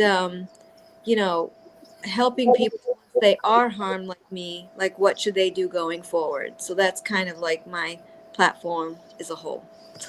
Hope that makes sense. Absolutely. Thank you, Talia. Before we take questions from the panel, I want to bring somebody else out because he's backstage, and then we'll go back to Talia. So backstage, we have Mr. Philip Sykes, who has been with me since the beginning as well. He is the principal and founder of the British School of Excellence. And he was my host when I was in London, and that's how I met Zunette.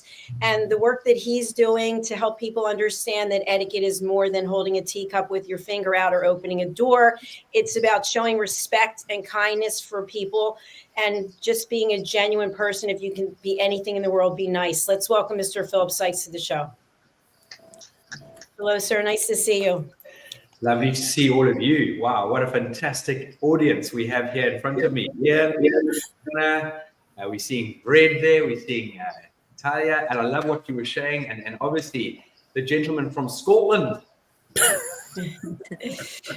All right, thank you, Philip. We'll hear your presentation in a moment. So I want to go to the panel. So, you know, what Talia shared today, you said you weren't aware that Cipro was a black box drug, and you heard her story, how it's impacted her, and she started this community. What would you like to ask her? Red, go ahead, please. Two things. Number one, there's a lot of stuff out there, and she's taking something that we always consider to be a fairly safe drug. I've taken it before. I'm sure a lot of people have. But something as simple as Tylenol. I was doing a study on that a while back. You know, there's 50,000 plus visits to emergency rooms, 2,600 hospitalizations, over 500 deaths a year, and yet it's not a black box drug. But the other thing is that sometimes you are taking something. I've been on this one particular eye drop for a while, and then all of a sudden you've noticed, I'm sure, Dr. JACALYN, that I look like an alien. I have red eyes. I'm talking about really, really blood red eyes. And so I go to one eye doctor that I'm working with, and he says, anyway, long story short, I get to my regular ophthalmologist, and he says, okay, that's a reaction to this drug. Well, I've had that drug now for 2 years. It just took that long to get a reaction, some kind of allergy to it. And so just because you're taking something, you might get an immediate result. Now, one of the things I do, and I'm kind of nerdy about this, I read all the fine print on contraindications and symptoms and side effects. And because I take something new, I want to know, is it part of the approved list or whatever? And even sometimes then you can't find some of the stuff that's on the list. I remember something not that long ago, and my blood pressure spiked. I mean, like 230 over 150, 160 daily. And I could, what is it? And I did some of my research, can't figure it out. I talked to my pharmacist, and oh yeah, that's one of the side effects of that drug, but it's not even listed. So even though we have lists and we know what most of the stuff does, it doesn't mean that you're going to be exempt from it or hit you severely. I mean, I've taken some stuff that other people just knocked out with one pill. I'm taking a dozen of them, and it doesn't affect me. So everyone's different, and Talia apparently is super sensitive to this one, to a point that it's affected her life severely. And I just almost want to cry because I can, as President Clinton used to say, I can feel your pain. But anyway, just pass that on for what I know about it. Thank you. Yeah, I just feel like my whole life has been stolen from me, and there's like nothing I can do about it. So, well, there is. It's what I'm doing now. Yeah. I think Ian was just raising his hand. Yeah, Ian, please. Yeah, I have two thoughts for you, Talia. My first thought is that years ago I went through traumatic times. And I think I had to go through traumatic times to help people who are going through traumatic times today. And so in some way, this is a perverse way of looking at things at times, but in some way, you may now be creating an advocacy for people to be much more careful about what they consume in their bodies, food and obviously drugs as well. And secondly, a very quick story was that a few weeks ago, I'm having lunch with a friend and my phone rings and they said, Mr. Turner, I said, yes. And they said, it's my clinic. I haven't visited my clinic in 4 years. And they said, how are you? And I said, well, I'm fine. And it was almost like sounding like, are you still alive? You know, because the next thing she was saying, she said, are you taking any drugs at the moment? I said, no. You know, are you sure you're feeling well now? This went on for about 10 minutes. First of all, this conversation went on for about 10 minutes. And then she said, we thought we would give you a call. So I said, okay, that's interesting. And why did you give me a call? Well, she said 4 years ago you took a blood test that showed you had a kidney issue. I've never known about it. In 4 years, I've never known about it. So all of a sudden I think, okay, it's God calling me.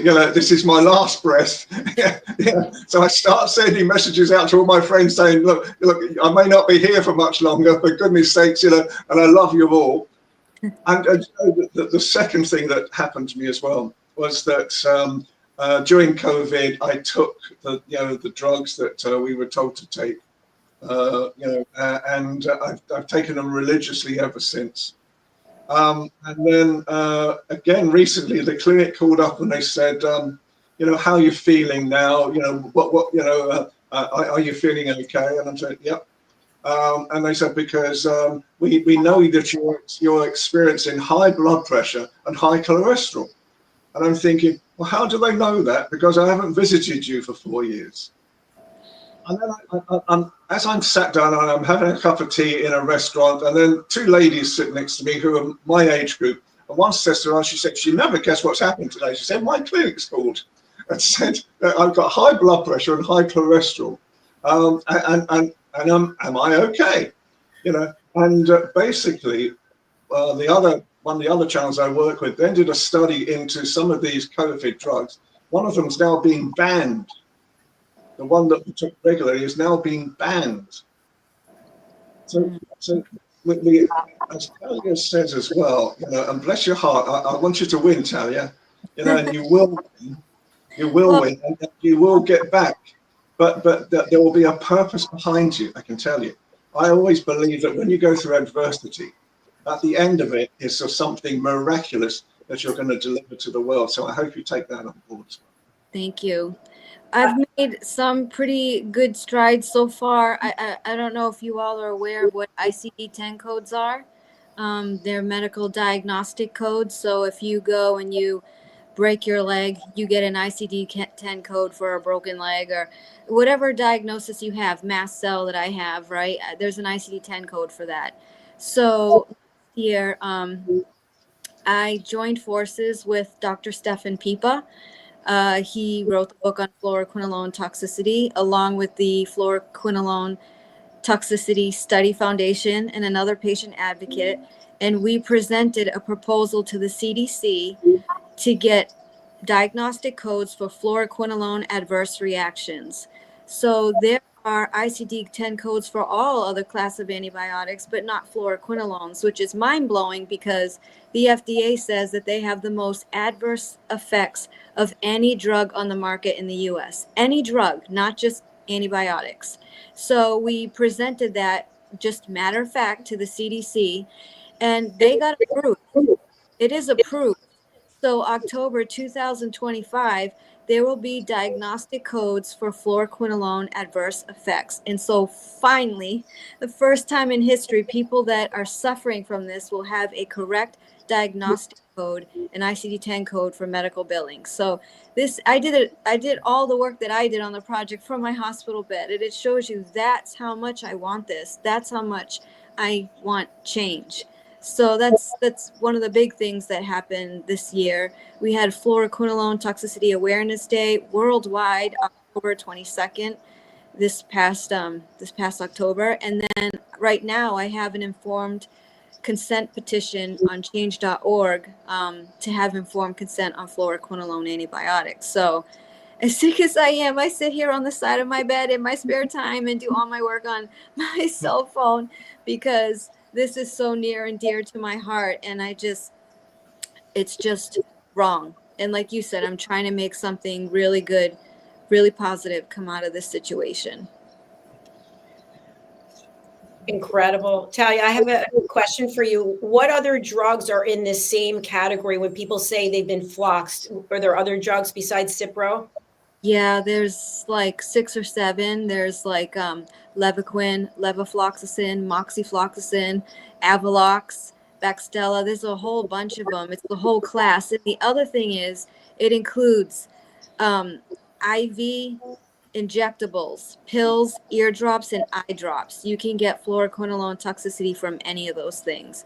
I know multiple people that have gotten fluoroquinolone toxicity from one eye drop in their eye, and that was the end of them. So, you know, people just really need to be aware of this, especially parents. And the eardrops for children, there are many alternatives to fluoroquinolone eardrops that children don't need to be taking something so strong. Thank you for sharing that, Talia. Does anyone else, aside from Red and Ian, thank you for the questions. Anyone else on the panel have a question or comment for Talia? Yeah, well, I mean, just to say that, I mean, you know, I really admire you, and you're fighting fit, and there's no doubt about it. And keep pushing, keep the publicity going to make people aware of it, in particular to make the authorities aware of it and the medical profession well aware of it as well, so that, you know, eventually the message will filter through and something will be done about it. But, you know, I really do admire your strength, your courage, and your tenacity. Thank you. I also just want to say I also admire you. And as a grandmother of 4 boys, I just want to say we need you. We need you to take this further. Yes, thank you for that. Thank you. Thank you all for your kind words. Red. Talia, what is your road to recovery? What does that look like? I don't know yet. I mean, I have certain treatments, and my toxicity is compounded with mast cell activation syndrome, which many people get after they have fluoroquinolone toxicity. So I've got those 2 things I'm dealing with, and doctors, when I say doctors, I mean naturopaths, functional medicine doctors. They're not able to give me anything concrete because I am such a severe case. So yeah. Well, you know what's interesting? Yes, Red, I'll get to you in 1 second. What's interesting is we represent, I think, 5 different countries here, and the healthcare systems are different in all of our countries. I wonder how things would be outside of the U.S. Does anybody? It's not good. No. I've talked to people in other countries. You will not believe this. They are told they have a UTI and to go to the convenience store down the street and get an antibiotic.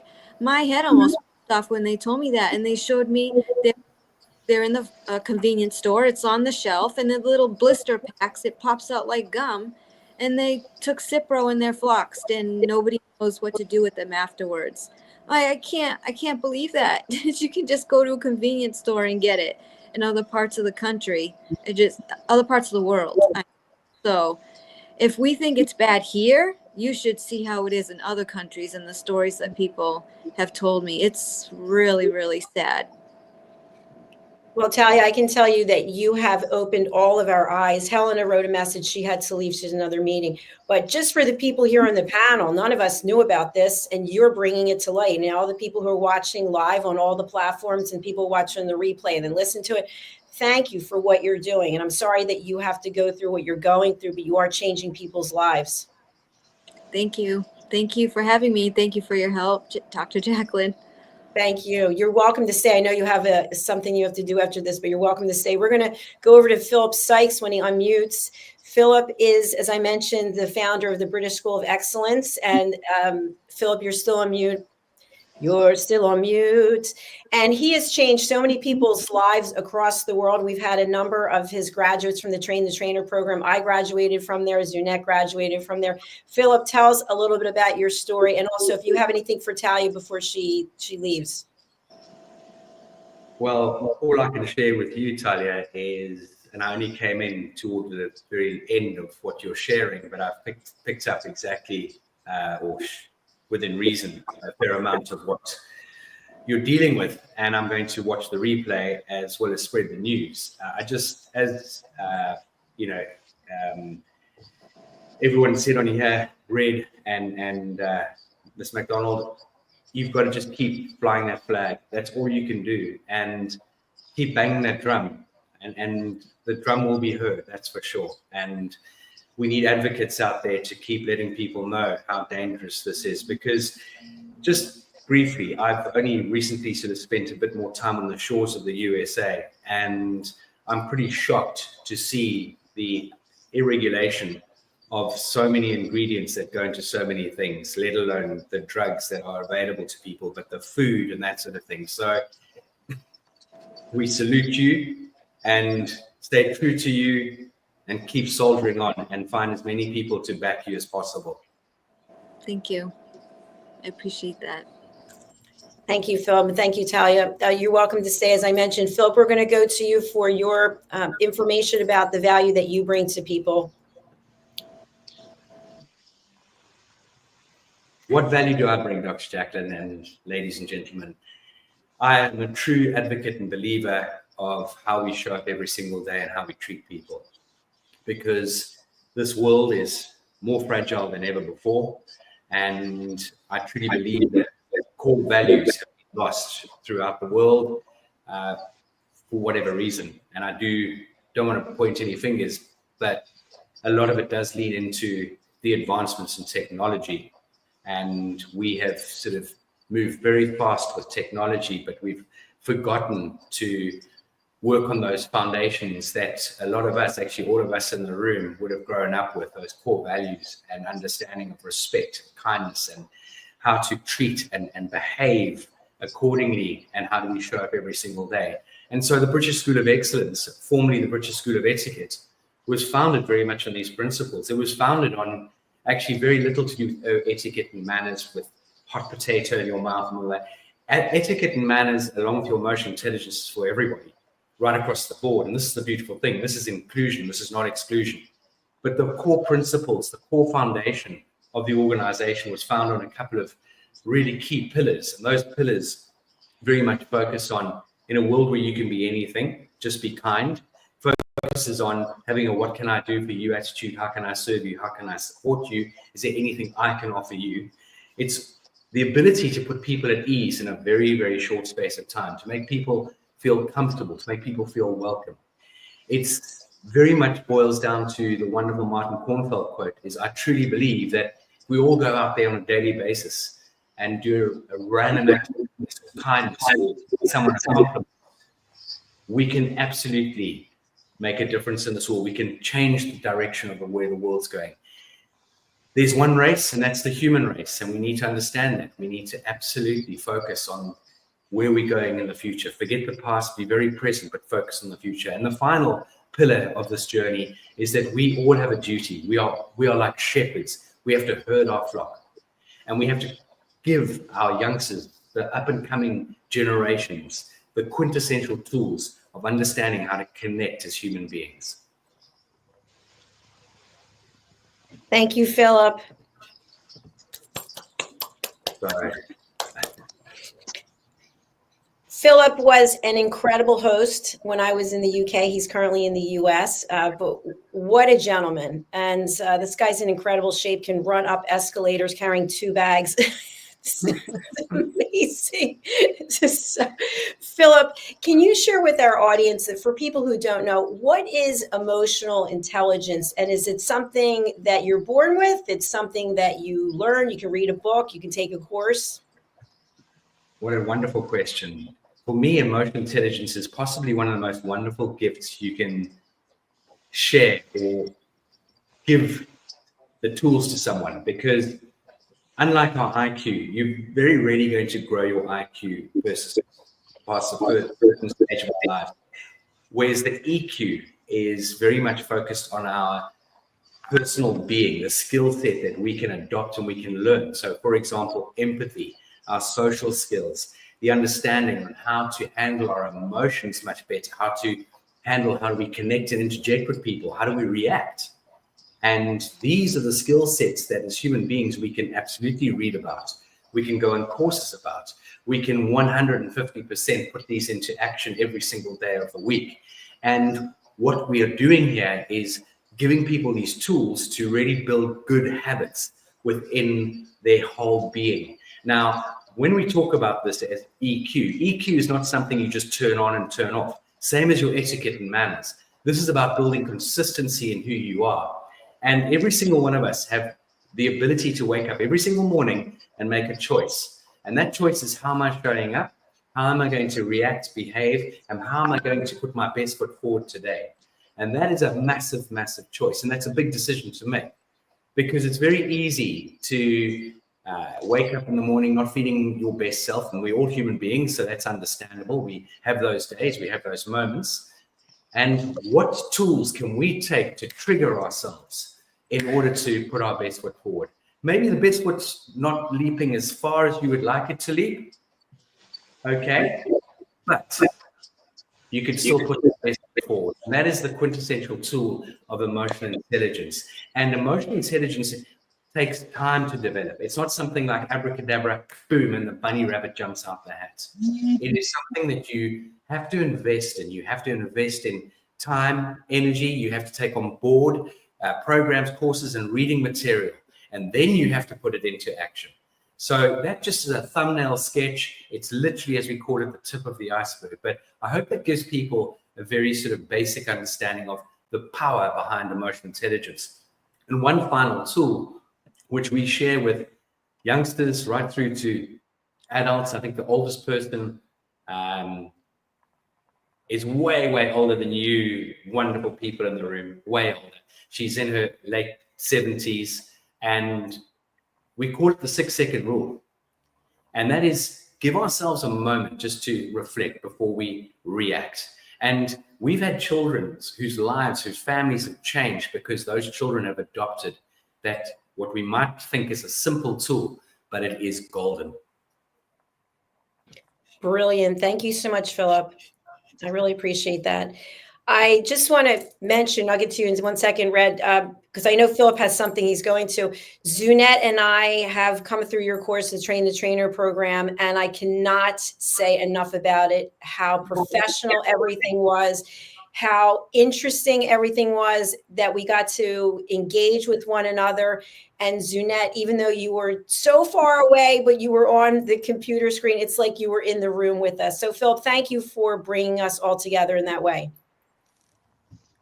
I can concur with that. It was really felt like I was in the room. And, you know, when I tell my clients and my friends that you actually carried me around on the laptop, and it was amazing. So I really, really appreciate, and it was outstanding.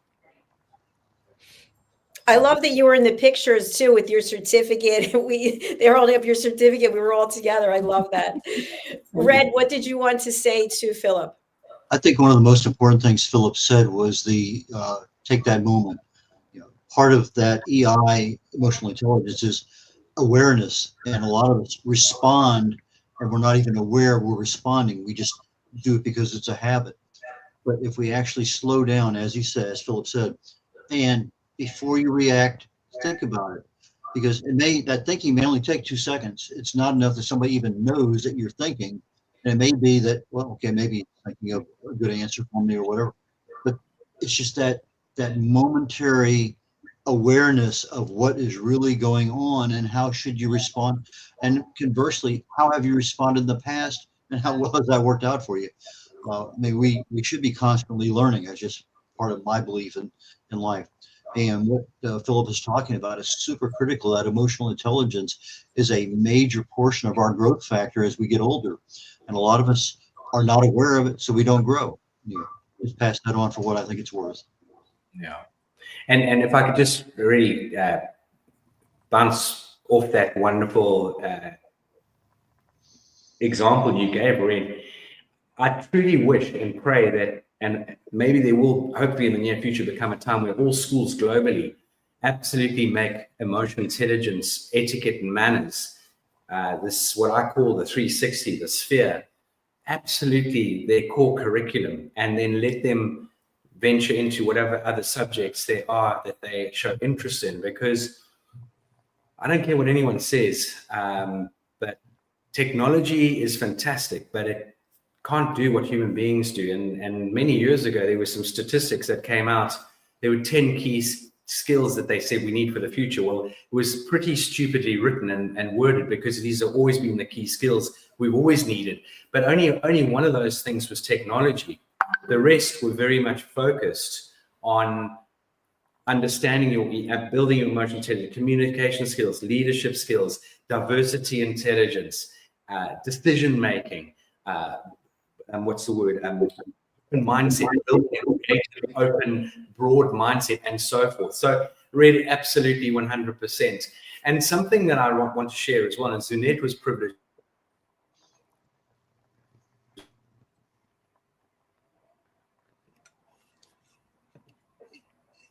We're on the edge of our seat, Philip. What are you going to say? He is temporarily frozen, so let me take him off the screen. So, Zunette, as an expert yourself in etiquette and manners and protocol, what are your thoughts? I'm just going to share something. I find as I get older, I really not only have to take 6 seconds, it might be an hour, because you can become so emotionally charged by what someone says or does. And this happened recently. I'm not going to go into what it was, but somebody wrote something and I just thought, this person is not in control of their emotions. And it's very clear. And to be able to see that as a coach or as a human being, I decided I am not even reacting to this. I'm not responding to this, because then I would be going, I'm not making a judgment, but I'd be doing the same thing that that person is doing. So is it a skill that we learn, or it's just as we get older, we just give people more grace? What do you think? I think it's a skill. We have a friend, she was in a motor vehicle accident and she had to teach herself to talk again. And she actually wrote a very interesting book, I Am Still Here. She was a radio broadcaster, but she explained that, and I'm not an expert, the parts in your brain that was actually broken, the highways, and it gets you to a point. Say, for instance, she wanted to say, you look pretty, but she said something totally different. Give me that. Instead of you look pretty, she said, and she was shook her head. And the same thing I realized happened with my mother-in-law when she got older. It's exactly, as we get older, we just tend to speak our minds and just carry on. And it's because of that paths, that's what I heard, I'm not an expert, that's actually broken. So I believe you need to, it's a skill that you need to learn, especially as we get older. We need to learn to slow down, think about what we say or do, and always remember to be respectful and to give empathy. That is just my belief. And as I say, I'm not an expert on that field. Thank you very much. I appreciate that. And again, there's no script here, so people don't know what I'm going to ask or what's going to be said.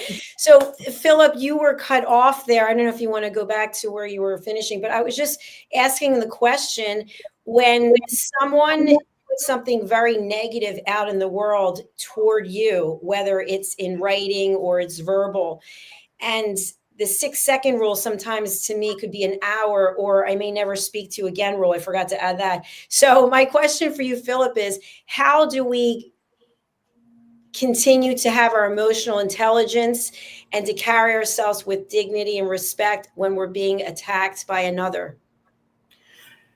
It's taking on board that 6 second rule. And as you said, Dr. JACALYN, it could be an hour, it could be a day, it could be a period of time that you might need to be able to digest that. And this takes huge work.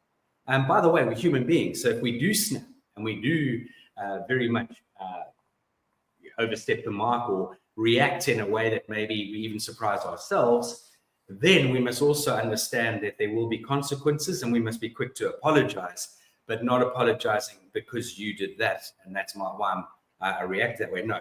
So I picked up very much what Zunette was saying. And Zunette, I have no doubt that you are a taskmaster and one can only become better at these sort of things.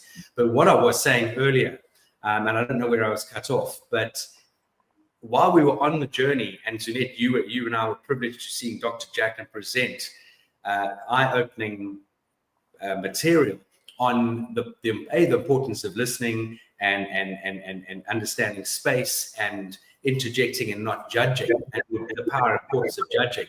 And I know that was an eye-opener for everybody on the trainer. And I truly believe, and this is not even trying to, push Dr. JACALYN's program, or no, it is trying to push Dr. JACALYN, but not because she's a friend and not at all. Dr. JACALYN, that program should be instilled in every single organization, and every school. I think everybody out there should be doing those courses that you've so cleverly created. They are golden, and this world would be in a far better place if people took those programs on board and then implemented the learning from it. Thank you very much, my friend. I really appreciate that. I think, Zinette, you would agree with me. It was golden, right? I fully agree with you. I fully agree. I actually, yesterday I talked about it, and I explained about the example of the tattoos to one of my clients. And I explained that you need to listen, and you need to, and I actually also pushed your course, and I said, please go and have a look. And it's because it was profound. It was just amazing. And it opened my eyes to realize how quick we are to judge other people. Absolutely. Thank you for that. And Philip, you may not know, but Zunette has joined our team of elevated listeners. So she's officially USA Global TV and Radio team member. And I just love the fact that this platform has been growing as it has because of referrals. So Philip, you referred Zunette, and Zunette, here we are today. We have somebody backstage who also has her own show, and she referred Talia Smith, whom we just heard from a few minutes ago. So Talia came to us to present today as a result of this beautiful woman. So I just want to give a little bit of an introduction. Philip, I know you have to run, but it's been an honor and a pleasure to have you, and we'll be chatting again soon. Bye, my dear. Thank you. Okay, so our next guest's name is Julianne Mejia, and she has done something that, I don't know, I've watched Shark Tank a zillion times. I see how hard it is to have something that you create because of a need, and she'll tell us about the need that she had, and then what it's like to get that through the approval process. She also is an advocate for people who are not able to share their voice. She has some products that I know Red and myself are both very, very willing to come on board and say, yes, you need to order these products from her. So Julianne was facing a health situation, which I'll let her describe. And not only did she review what was out there, you know, the traditional medicines and then alternatives, she decided to create her own line of products to help people who are struggling and suffering with all kinds of symptoms and with situations where they're really in pain. So for me, I hurt my wrist. I think I was teaching spinning, a spinning psycho, because everything I do I have to take to the next level. And she generously offered to send her products to me and definitely helped right away. Red will find out about your situation. But first of all, let's welcome our dear friend and our team member. Her name is Julianne Mejia. Welcome, welcome. Hi, everyone. Thank you so much for having me. It's an honor and a privilege to be here with everyone today. Well, it's a pleasure to have you today. So we heard from Talia. I don't know if you were able to watch her interview, but her, you know, the discussion back and forth. But no one here on this panel knew anything about Cipro being a black box or what could happen to you. And I know you hear about this regularly in the work that you're doing. You founded a company called Holistic Hemp Solutions. You have products that you are changing people's lives with. Tell us the backstory of how you got to be where you are. I really appreciate that. And thank you so much for the honor of inviting me on this reunion special. It's a privilege to be here. My name is Julia Mejia. I worked in traditional medicine, and unfortunately, I got injured working on the job. I was put through the ringer with the traditional opiates and pharmaceuticals. Not only did they not work, they made me extremely sick. So, you know, I drew the line after going to the compounding pharmacy. I was put on oral ketamine, and after that failed to relieve my chronic pain disorder that I developed from my work injury, I said there has to be a better way.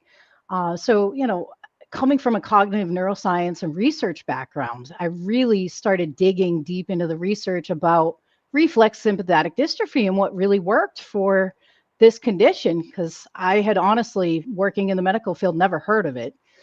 So it is a rare condition, and unfortunately, the only, you know, traditional treatment options are opiates and nerve pain medications. So when ketamine failed to relieve my pain, I said there has to be a better way. At that point, I dived deep into the research and started looking into holistic alternatives for my chronic pain disorder. And I tried about 50 different topicals with hemp products and cannabinoids throughout the country, and none of them really worked as well as I wanted it to. And I said, from my research, I think I can do this better. So I really started playing around with the compositions. I had gone to a conference out in Eugene, Oregon, and met some wonderful people that had, already immersed themselves in the cannabis industry. So I was told by these individuals, hey, if you move out here, we'll show you everything you need to know about the plant. So I started as a trimmer and I worked my way up in the space. I had lab experience, started doing some business experience, and then really brought all of my knowledge back east, and developed my own company because, to be honest, the travel was really taxing. I was going every 2 weeks from Boston to Oregon, and I was still in the process of healing with these compositions. And that's really what started me on my journey to healing and developing my company and my products. So thank you for asking that beautiful question. Absolutely. Thank you so much. Julie, I'd really love for you to share with our audience, for people who have ideas about, you had a show about cannabis versus other names. Can you share a little bit about the distinction? Absolutely. So cannabis has THC in it. The difference between hemp and cannabis products is the amount of THC. Hemp-derived CBD products have a minimal, if no amount of THC, so meaning that they are non-psychoactive to the user. So we have developed products with a cold processing technology that literally composes and keeps all the cannabinoids and all the terpenes from the raw organic material that we're working with and leaves them untouched in the finalized composition. So these products are non-psychoactive. They have no harsh solvents, no harsh preservatives. When you're working with sick individuals, you really want to give them less stuff to process out of their body. So, being a sick patient, I really wanted to bring a quality product to the market that really worked. So, our tincture is available for pediatric populations. We have kids taking it for seizures. It's safe for pets. It's safe for a wide variety of conditions. And, they really work, these compositions. And they're a great alternative to individuals that did not do well with traditional pharmaceuticals. Thank you so much. I didn't know that about pets. That's fascinating. Yeah. Yeah, A it's question great. I have for you before I turn over to our distinguished panelists today is, we know, based on what's going on in California and for so many other parts of the world, there's a lot of people struggling with mental health issues. And many times it can become so overwhelming because they have a physical issue, right? You find out if something's wrong with you physically. Well, mentally, they seem to go in alignment with each other, right? So how have you been able to balance your mental health along with your physical well-being through this journey that you've been on? Well, in addition to the cannabinoid therapies, gut health is majorly important. Everything that transpires in our body starts in our gut. So if we're eating crappy, unfortunately, eating inflammatory foods, a lot of people develop this condition called leaky gut syndrome, where the gut becomes permeable for disease and inflammation and a slew of other things. So in addition to the cannabinoid therapies, which really truly balance the body and work with the endocannabinoid system in conjunction with the immune system to support the body, that's a huge part about mental health that people don't really consider. They don't consider what they're eating. They don't consider what they're putting in their bodies. Even traditional pharmaceuticals have a slew of industrial chemicals that can create havoc on the gut and create other issues in the body. So I hope that's a little piece of knowledge on that. I do tell everyone to not only work on their internal health, but mental health wise, coming from a psychiatric background, I think it's really important for everyone. I don't care what you do in this world. I think there needs to be a neutral outlet that you can speak to. So I absolutely recommend, holistic therapists. as well, in addition to healthy eating and lifestyle changes. Fantastic. Thank you. I appreciate Absolutely. that. Zunette and Red, what questions or comments do you have? And again, I'll start with Zunette. I would like to know more about the pets. In what instance will you give the product to the pets? For what treatment? So we help pets with a variety of conditions. Both of our products are actually safe for pets. So I have a topical that has 5 different anti-inflammatory ingredients. So there's a number of pets that develop fatty composites in their body or cancerous tumors, skin conditions, just like we do. So, you know, the products are safe for pets. They're safe for wound care, post-operative care. We're actually internationally patent pending for a number of different medical conditions for both pets and humans. So the tincture actually helps pets with anxiety, sleeping issues. So if, you know, your pet has separation anxiety, that's a great product for pets. And, you know, so there's a variety of different conditions that we help a number of populations with, both human and animal species, which is great. Oh, that's very interesting. Yeah, so it's a really beautiful product. Both of them are safe for the entire family. You know, we've had these tested as young as infancy. Kids that are teething, they, you know, use the tincture on their gum line and they do really well with that. These are natural compositions that the body makes. So, you know, they're found, flavonoids and terpenes are found in foods, and cannabinoids can be produced within the system itself. So. Thank you. And thanks, Jeanette, for the question. Red? Julie and I had a couple of conversations way back, and then I came down with shingles in early June, and it erupted and was not a happy camper for a while, and it started going away, and the blisters had formed on, and then anyway, progression looked good. And then all of a sudden in early July, I get another round, except much worse than I had the first time. And Julie was very kind to give me a lot of moral support over the phone. We talked about things. I tried this, try that. She sent me graciously a couple of things that I tried. And I guess I had about 10 weeks of what I would call 24/7 intense pain. Just no matter what I did, it didn't matter. Nothing worked. Absolutely nothing. I could ice it down. I could try the electrostatic therapy with a little thing that vibrated and shocked and whatever. I tried all sorts of drugs. It didn't matter. Anyway, over time, I finally began to overcome it. I got this drug called Lyrica. Oh, whoa, amazing. I could sleep more than an hour.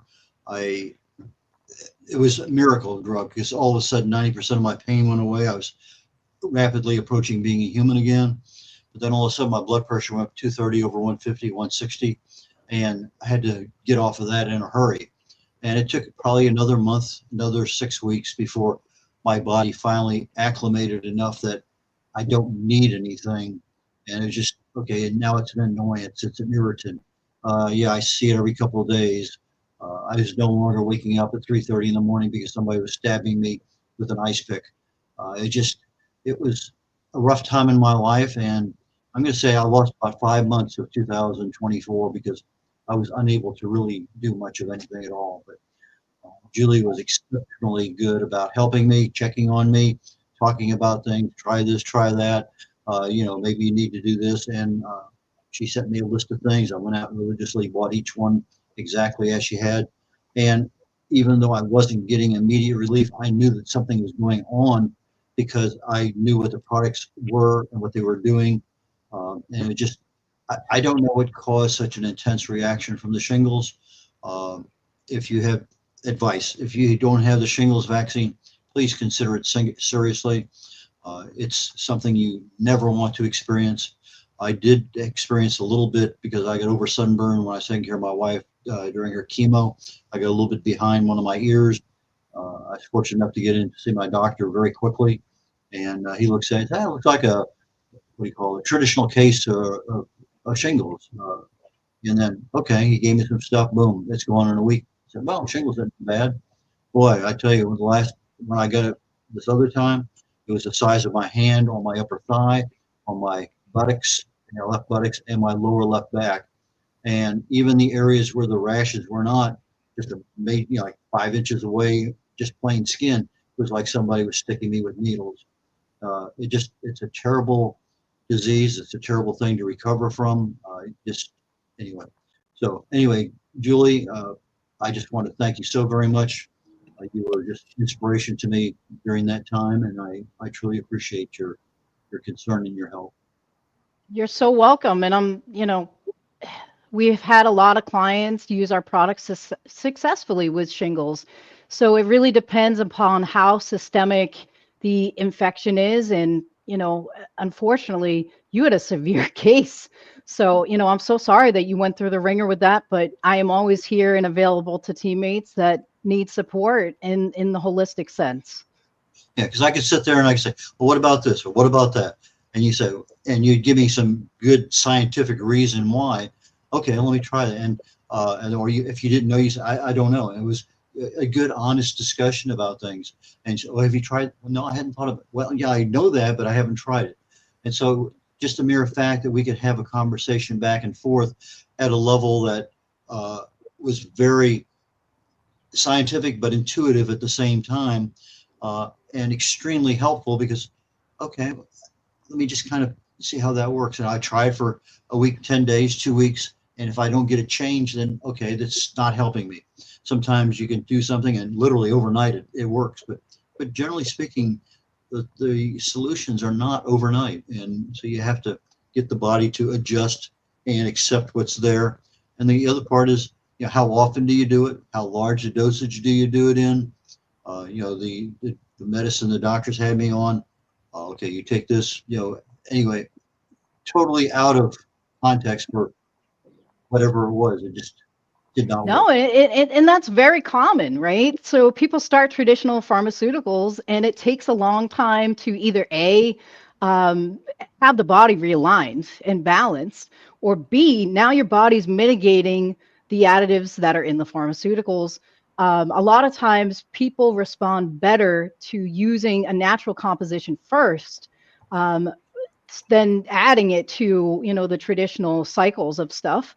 We've seen more success with patients that have tried the natural approach first, and then if all else fails, then goes to a pharmaceutical. But everybody's body is different. So again, I'm not one of those people to say, hey, don't take the pharmaceutical. I personally had a terrible experience with Lyrica. I had no cognitive functioning, and that was just taking it a week. So I'm just happy that you did well with the compositions and that you were able to heal. And that's the goal. We want people to heal whatever way possible, whether it's a combination of a holistic approach or traditional approach. It's really what works best for your individual body and how you process things. And sometimes you can sit there and literally mentally cancel out the pain just by meditation or by breathing or there's a number of things that I tried. And okay, I can calm it down for a while. And then all of a sudden we had a hurricane. We lost electricity for 7 days. My access to ice disappeared, so the ice would calm things down a little bit. But it was a time of turmoil. And it was just, anyway, I think we've talked earlier about sometimes you go through things and it's a good learning experience for later. And I'm trying to figure out for myself, what can I do to help others based on this experience? And so I'm in the process. No, and it's great. And you know what, Red, the compositions that you're taking, the other supplementation, that's going to prevent it from coming back. So it's really about getting your body into balance where everything is calm, the nerves are calm, your system is functioning optimally, right, with your immune support, so that you're not having another resurgence of the shingles or any other illness that's going to attack the immune system. So it's interesting because I had sorry, I have to interrupt because Zunette has to leave, and I just want to thank her for coming here. Zunette, I hope that you and Julianne will connect and see how you two can collaborate. But thank you for spending your afternoon with us, and I hope you have a beautiful evening, Zunette. Thank you very much, everybody, and great meeting you all. You as well. Take care. Bye-bye. Bye now. Okay, so let's continue the conversation. but I want to bring up your website first. Thank you. I appreciate it. Sure. It's an All right, honor and a so- privilege to be here today. It's an honor and privilege to have you, for sure. We're looking at your website, which for people who are not able to see the show notes, it's H is in Harry, solutions with an S.co. Correct. So give us a little bit of an overview about what people can expect to find here on your website, Holistic Hemp Solutions. Well, you can definitely find education about my background and how I got into the space and developed my company.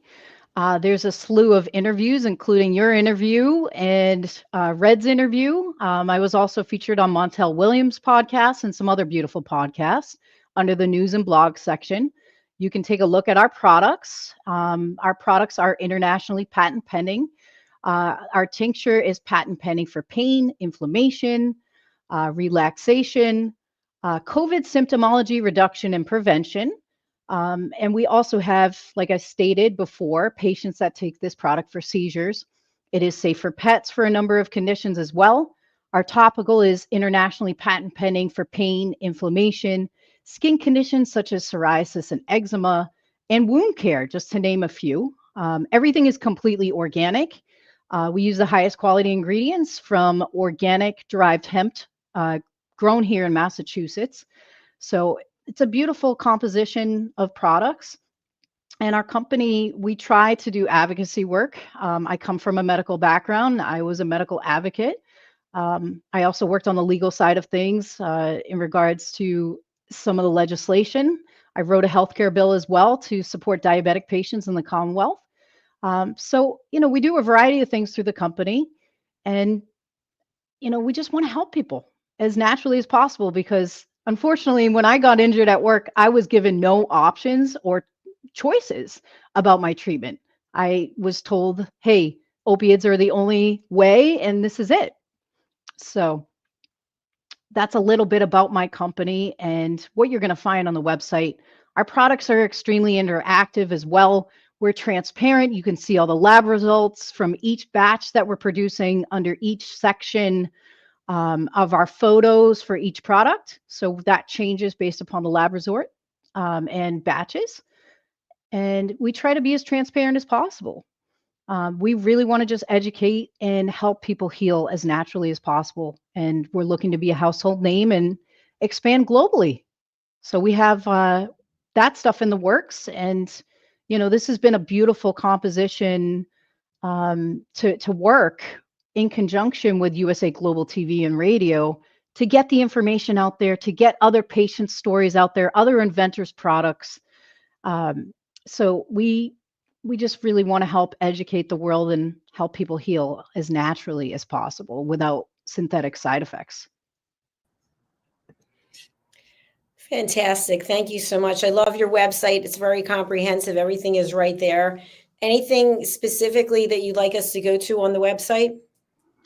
No, I think, the biggest takeaway I'd like people to listen to is just, please, once you get injured, there are other options. You do not have to listen to traditional doctors.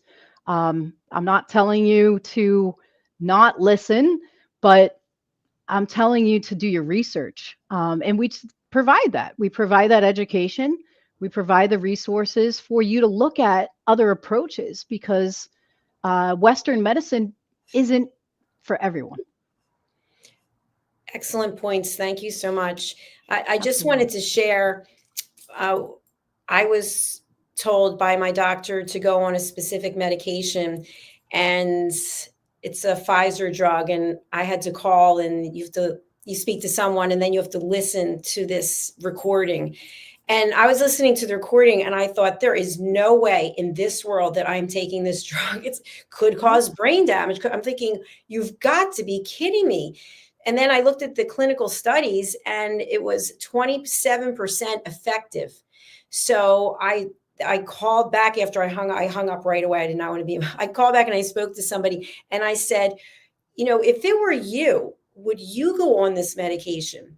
And the guy actually said to me, I don't think I would. There's not enough evidence yet. And I thought, exactly. It had only been out. It's counterindicated for something else. So it had only been approved for this other thing for 3 months. But I thought to myself, I asked people and some people said, oh, I'd start it right away. Why would you take a chance of, getting sicker? I'm like, because it's 27% effective. It's only been around for 3 months. And I think, there's a lot of controversy around it, but I did get the first COVID injection, but I didn't get the rest because I know people who got really sick, paralyzed, et cetera. And everyone said, oh, it's not because of that. But if they didn't do anything different, then I don't know.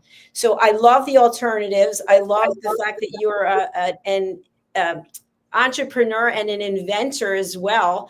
And we have an inventor coming later today. She invented the ring thing. But Julianne, what would you like to leave the audience with today before we end this segment?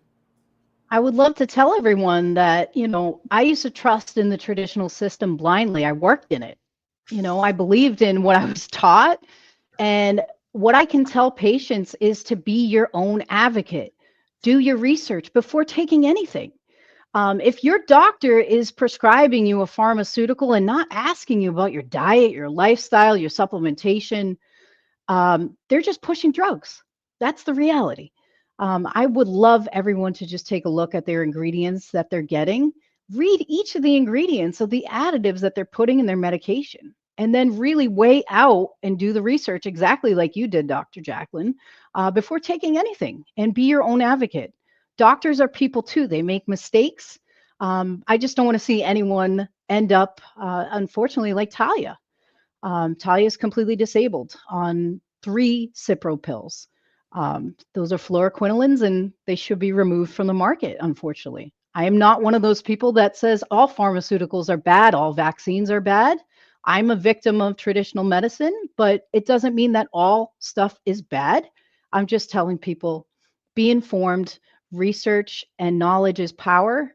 And I thank you guys so much. And if there's anything that I can help with, please don't hesitate to reach out. You can reach me directly at julie@hhsolutions.co. That's my email, and I'm happy to help in any way I can. Thank you so much, Julie. Will you please drop your email into the chat? And while you're doing that, we're going to show people how to find your shows on USA Global TV and radio.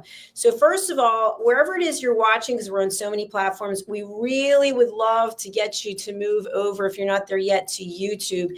And the reason being is because we get real numbers here. We actually know how many people are watching, where they're watching from, which shows are doing best. And we run a little, I don't want to say contest, but every week we announce the top 10 episodes for our TV show hosts. And then, of course, once every 28 days, we do the same thing. And then, of course, the ends of the year. So you're going to come here to USA Global TV and Radio. And by the way, we just crossed over 61,000 subscribers. Yay. That's exciting. Congratulations. Thank you. Thank you. So you're just going to come over here to playlist, and you're going to scroll down, and you are going to look for Julie's beautiful picture. Here she is. And this is her playlist. So you just click on that, and all the shows are there. We've made it as easy as possible. And we also have a second YouTube channel, which is Dr. JACALYN KERBECK, which really started out as a backup in case YouTube decided to pull one of their famous, we're shutting you down for a week. So, but here's Julie's email address. Let me put it up on the screen right now. And here it is. Okay. Julie at hhsolutions.co. So please do reach out. I have to say, in addition to what Red said, Julie has to be one of the nicest human beings I've ever met. I mean, on the screen, these two people here, you can't meet finer people than these two people. They really do care about you. And I have felt the love from Julie and from Red in a tremendous way, times 1,000. So thank you very much. Julie, when can people watch your show live? So we do once a month on the third Monday of the month at 3:00 Eastern Standard Time. So we hope you guys will tune in on the 20th. We have Sherry Bennett. She is an advocate for women and is a survivor of sexual assault. It's going to be a really powerful episode, and I hope you guys will tune in. And JACALYN, I just wanted to say to both you and Red, it's been an honor and a privilege, and I felt the love from both of you. And it's, anyone considering having their own show, this is the place to do it. I have felt so supported and cannot talk enough positive feedback about USA Global. So thank you so much for all your love and support through this process. Thank you. That was so kind. Thank you very much. And thank you for bringing Talia and all the amazing guests that you've brought to the platform, and Will. So we wish you a beautiful rest of your day. And thank you for spending part of it with us. Thank you guys so much. You guys have an amazing one as well. Take care. Thank you. Bye-bye. Bye, guys. Well, that was really fantastic. I think everyone who is here so far, we still have some additional guests coming. They all brought some new level of information. Would you agree?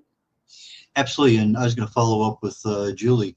The fact that you're going to a doctor and he or she's a specialist doesn't mean they have the knowledge of what the problem is and a solution, because they have a moral and legal obligation to treat a problem when they're aware of it. But the treatment may be a pill in most cases. It may be surgery. It may be something else, some kind of therapy. But they generally don't know much about the the holistic approach, the nutritional approach, other kinds of avenues. Now, I've had experiences where I've provided documentation for friends of mine who are on a certain medicine. They take it to their doctor. Okay, fine. Then they get their medicine modified a little bit, or they get to take some. So in other words, I got some pretty good responsiveness from people that I've helped. My own situation has been at both extremes where, well, I'd love to know more. Okay, I bring them information, and okay, fine. Let's take you off of this one. We had real good conversations.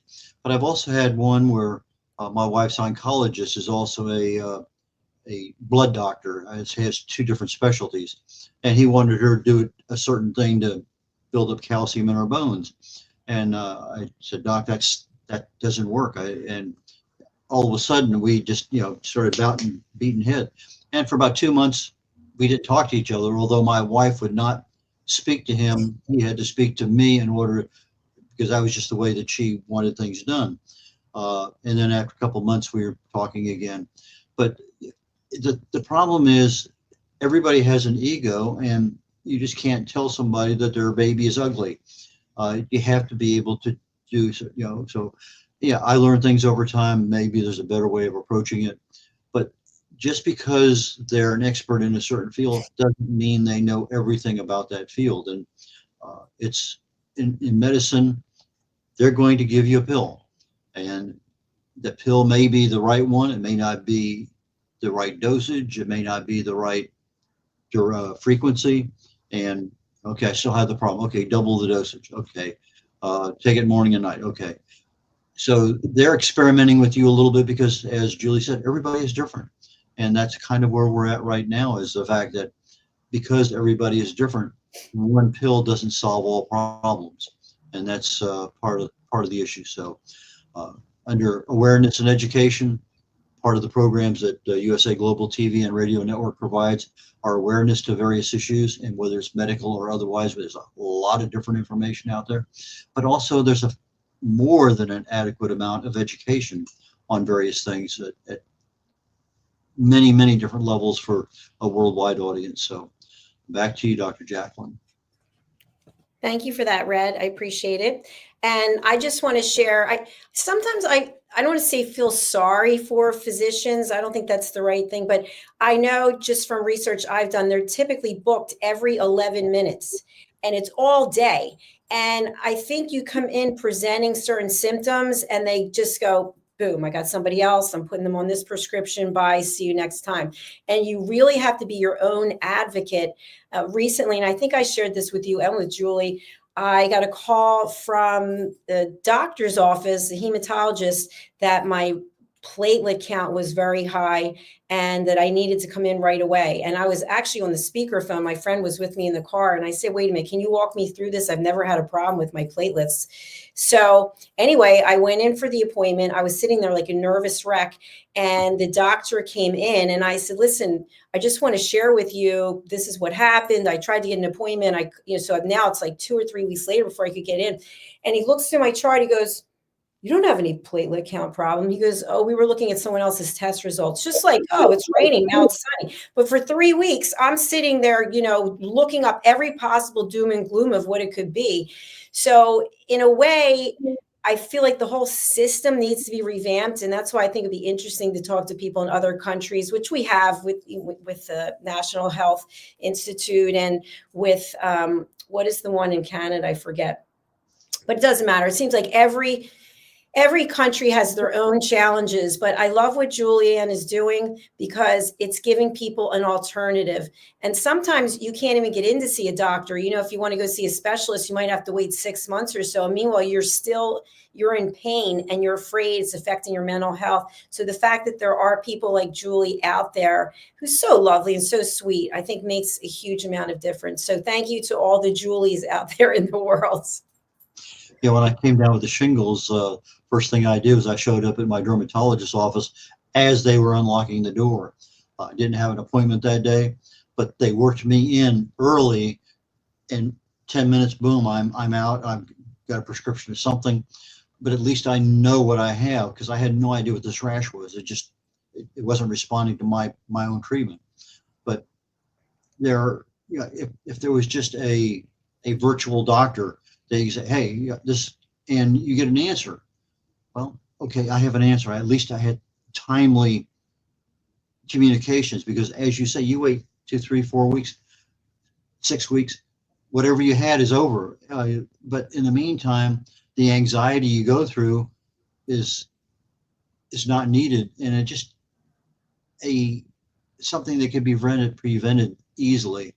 Maybe sometimes with just a simple phone call. I went in the other day. My wife had a dermatology appointment. I had this thing on my shoulder. I said, I just want somebody to look at it and tell me. So I had to wait. They saw my wife. I waited. Boom. The person that was seeing my wife got tied up a little longer. My dermatologist, who has probably one of the best bedside manners of any doctor I've ever known, came in. He looked at it and said, well, it's one of two things. Do this. I'll come back in 10 days, or in 10 days, it's going to be nothing, or you come back and we'll do a biopsy. Okay. I was in there 5 minutes talking to him. He's, we're gone. But that is not the common thing. I mean, I went to a pain specialist for that shingles, and I could have a reasonable conversation with, well, I tried this and this and this. What about this? Never done that. I was talking about red light therapy. Was that something that I could use for nerve pain? Well, he was very honest up front. I've never tried it. I've read about it, never ever tried it. I said, well, I'm thinking about buying a red light. He says, if you have some success, I would love to talk to you about it. So some doctors are really there to help you, and they're hard to find. They really are. Very true. Very true. There are some who really have great hearts. So, Red, as we're moving into the next section of our show, I'd like to just take a few minutes.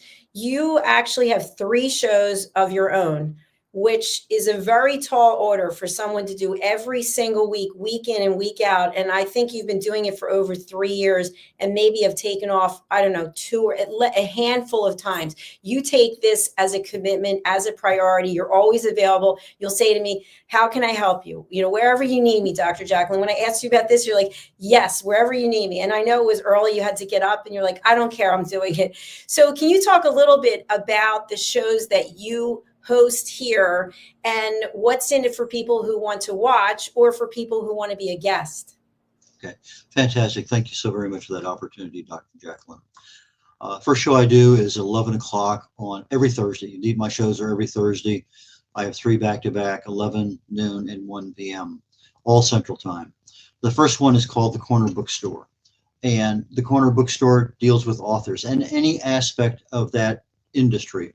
If you're a publisher, you're a publicist, you're an editor, you're a writer, you're a proofreader, you're a cover designer, it doesn't matter. You have some aspect of that business. And we talk about, let's say it's an author, and that's generally most of the people I have on there. But sometimes I get publicists on there, sometimes I get other ones. But let's say you're an author, and we'll talk about your authoring career. When did you start writing? Why this genre? What do you have the passion for? when did you start marketing your product? How successful have you been?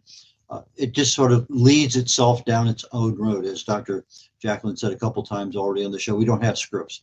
I have notes that when I research somebody, they are whatever. I just have a single word there that, depending on the progression of the conversation, may or may not even want to bring that topic up. But it's always something that deals with that person so that I can make that person more important to the show, that they have some major contribution, some super value that they're adding. So when we're talking about the books, why this particular cover? And they'll go into their rationale for it. Well, who did you get the cover from? How long did it take you? Me as a publisher, one of the biggest problems I have is getting a cover that meets a time schedule for somebody's book to be published. The rest of everything seems to fall through the cracks pretty well. But that particular one with the cover, it just seems to be, it's not everyone, but it's more than just a few. So that's one that I know that if you're publishing a book, it's an important criteria to look at. So that is the kind of person I'm looking for on the corner bookstore. Just go to USA Global TV, go on to usaglobaltv.com, hit book your session, go down and look for the corner bookstore, and then just click on the time there, book me. It'll give you time, you sign up and provide that information. And that's what I do with that particular show. Now you can say, well, I have a business that came from this one. In other words, I took my business as an author and now I'm using it. And we had a perfect case here recently, singer, songwriter, Grammy nominated. She has a book, she has songs, she has everything, but she has made a brand name for herself. And as such, my show called The Wise Ones, which is noontime, I'm looking for people who have wisdom to share. They have value to add. And that value can be in any kind of business. Several of my people are authors that now have an entrepreneurial aspect to them. I'm not as concerned about how they wrote, why they chose that genre. I'm more concerned about, well, how did you develop this business? How do you do your marketing? What do you do to promote yourself? What kind of success have you seen? What doesn't work? So we're looking at a business. Now, I've had program managers on there, lawyers, I've had financial people, just a variety, well over 150 different people on there. And so we're talking about you, what you created, and how that is helping people. And so from a business perspective, you may be an author, you may not be. You may be a business person that we've never talked about being an author, and you have 4 or 5 books because it's just part of the nature of your business to have that. But my focus is, how did you get the level of success that you have? And this could be somebody in their 30s because they have a unique situation, or somebody semi-retired in their 60s. It doesn't matter. So sometimes I talk to people. I talked to one yesterday, Dr. JACALYN, told me about this veteran down in Miami, and we chatted on the phone a couple times. And okay, I love to be able to chat with you a little bit on the phone to kind of get a better idea, but not necessary. There's information you fill out when you register for the show that talks about, these are the things that I offer, these are the aspects I'd like to talk about. Here's my website, here's my Facebook, social media. And so from that perspective, on The Wise Ones, what wisdom have you learned over time that helps? And one of the questions I love to ask somewhere along in the program is, what do you do for fun? Because sometimes we get so many people who are so focused on their business, it's a 24/7 kind of focus, and they never take time out for fun. And I mentioned it the other day, I think a couple of days ago on the reunion show. We had a lawyer on, just came back from 6 or 7 weeks over in Africa, photographing big game. That was part of the safari he was on. And I asked him the question, he says, and I never knew this, I know this guy for a fairly long time. He says, Argentinian ballroom dancing. He loves to do it. Well, that was kind of, so we went down that road for about 15 minutes. And ironically, 2 weeks later, I have this program manager on that I knew from my military luncheons that I go to. And he had just opened in Houston, where I live, an Argentinian ballroom dancing studio. So it's part of his program management and the things that he learned how people can help themselves down the road. We talked about opening that business, and it was his passion. So the program goes almost any direction. I've had some interesting discussions on dogs because this lawyer, financial planner, also takes care of Great Danes. And so part of her business is her law business, part of it's retirement, but also part of it is a dog business that she has 6 or 7 Great Danes. And we talked about how well that business marry up to what you're doing, or it's just a passion. It's something I want to do. So sometimes we have these passions that become a business. We talked earlier tonight about starting a business, I think it was Zunette. And okay, start with something you have a passion in. Well, sometimes we don't always have a passion. We get forced into something. And I was forcibly retired from Halliburton in 2007. I reached some magic age and they said, no mas, no more. And okay, the things I'm doing today are things that I would never even think about doing back when I worked in industry, because they weren't something that was important to me. Now I'm in areas where I have passions that I can use on a daily basis. And so the next show that I do is called Talking Heads. And one of the passions I have is being able to research the human body at the cellular level, chemically speaking. I want to know, why do things happen? When I worked for Halliburton, I did a program called Taproot. I was their primary Taproot investigator. Something failed, and why did it fail? Well, the first thing is, why did it fail? Okay, well, why did that happen? Okay, well, why did that happen? You go down about 7 levels of why, and you come up with what we call a root cause. Well, the same thing is, okay, let's say that I'm 77 years of age. I fell, I broke my hip. Well, why did the hip break? Well, because the bone was brittle. Why was the bone brittle? Because it didn't have calcium. Well, why didn't it have calcium?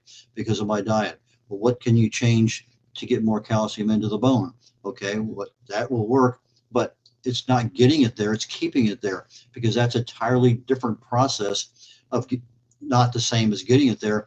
Keeping it there relies on a whole set of different circumstances. And so it's part of the solution is fixing the problem and then keeping the fix. And so from my perspective, when I'm talking about various things, tomorrow I'm going to be talking about inflammation. I used to do a series, and if I was talking about inflammation, it'd be 4 weeks or 6 weeks, and I'd break it down into a lot of detail, and I would have about a 20-minute show, and then a little bit longer with intros and outros. But now I'm doing a full 40-minute show, and I want to cover a topic. So I said, now I have some level of expertise in a number of different things. What would I do if I found out today I had cancer? What would I do today if I found out I had X, whatever that X is? And sometimes the topic is, well, I think recently we did, how do I bulletproof my health? How do I improve my immune system? There's a lot of things that, what would I do is something that, because I have a lot of knowledge about it, I'm going to go into some level of detail. So if I'm talking about inflammation, well, it might be inflammation, chronic low-level cellular inflammation that we never feel.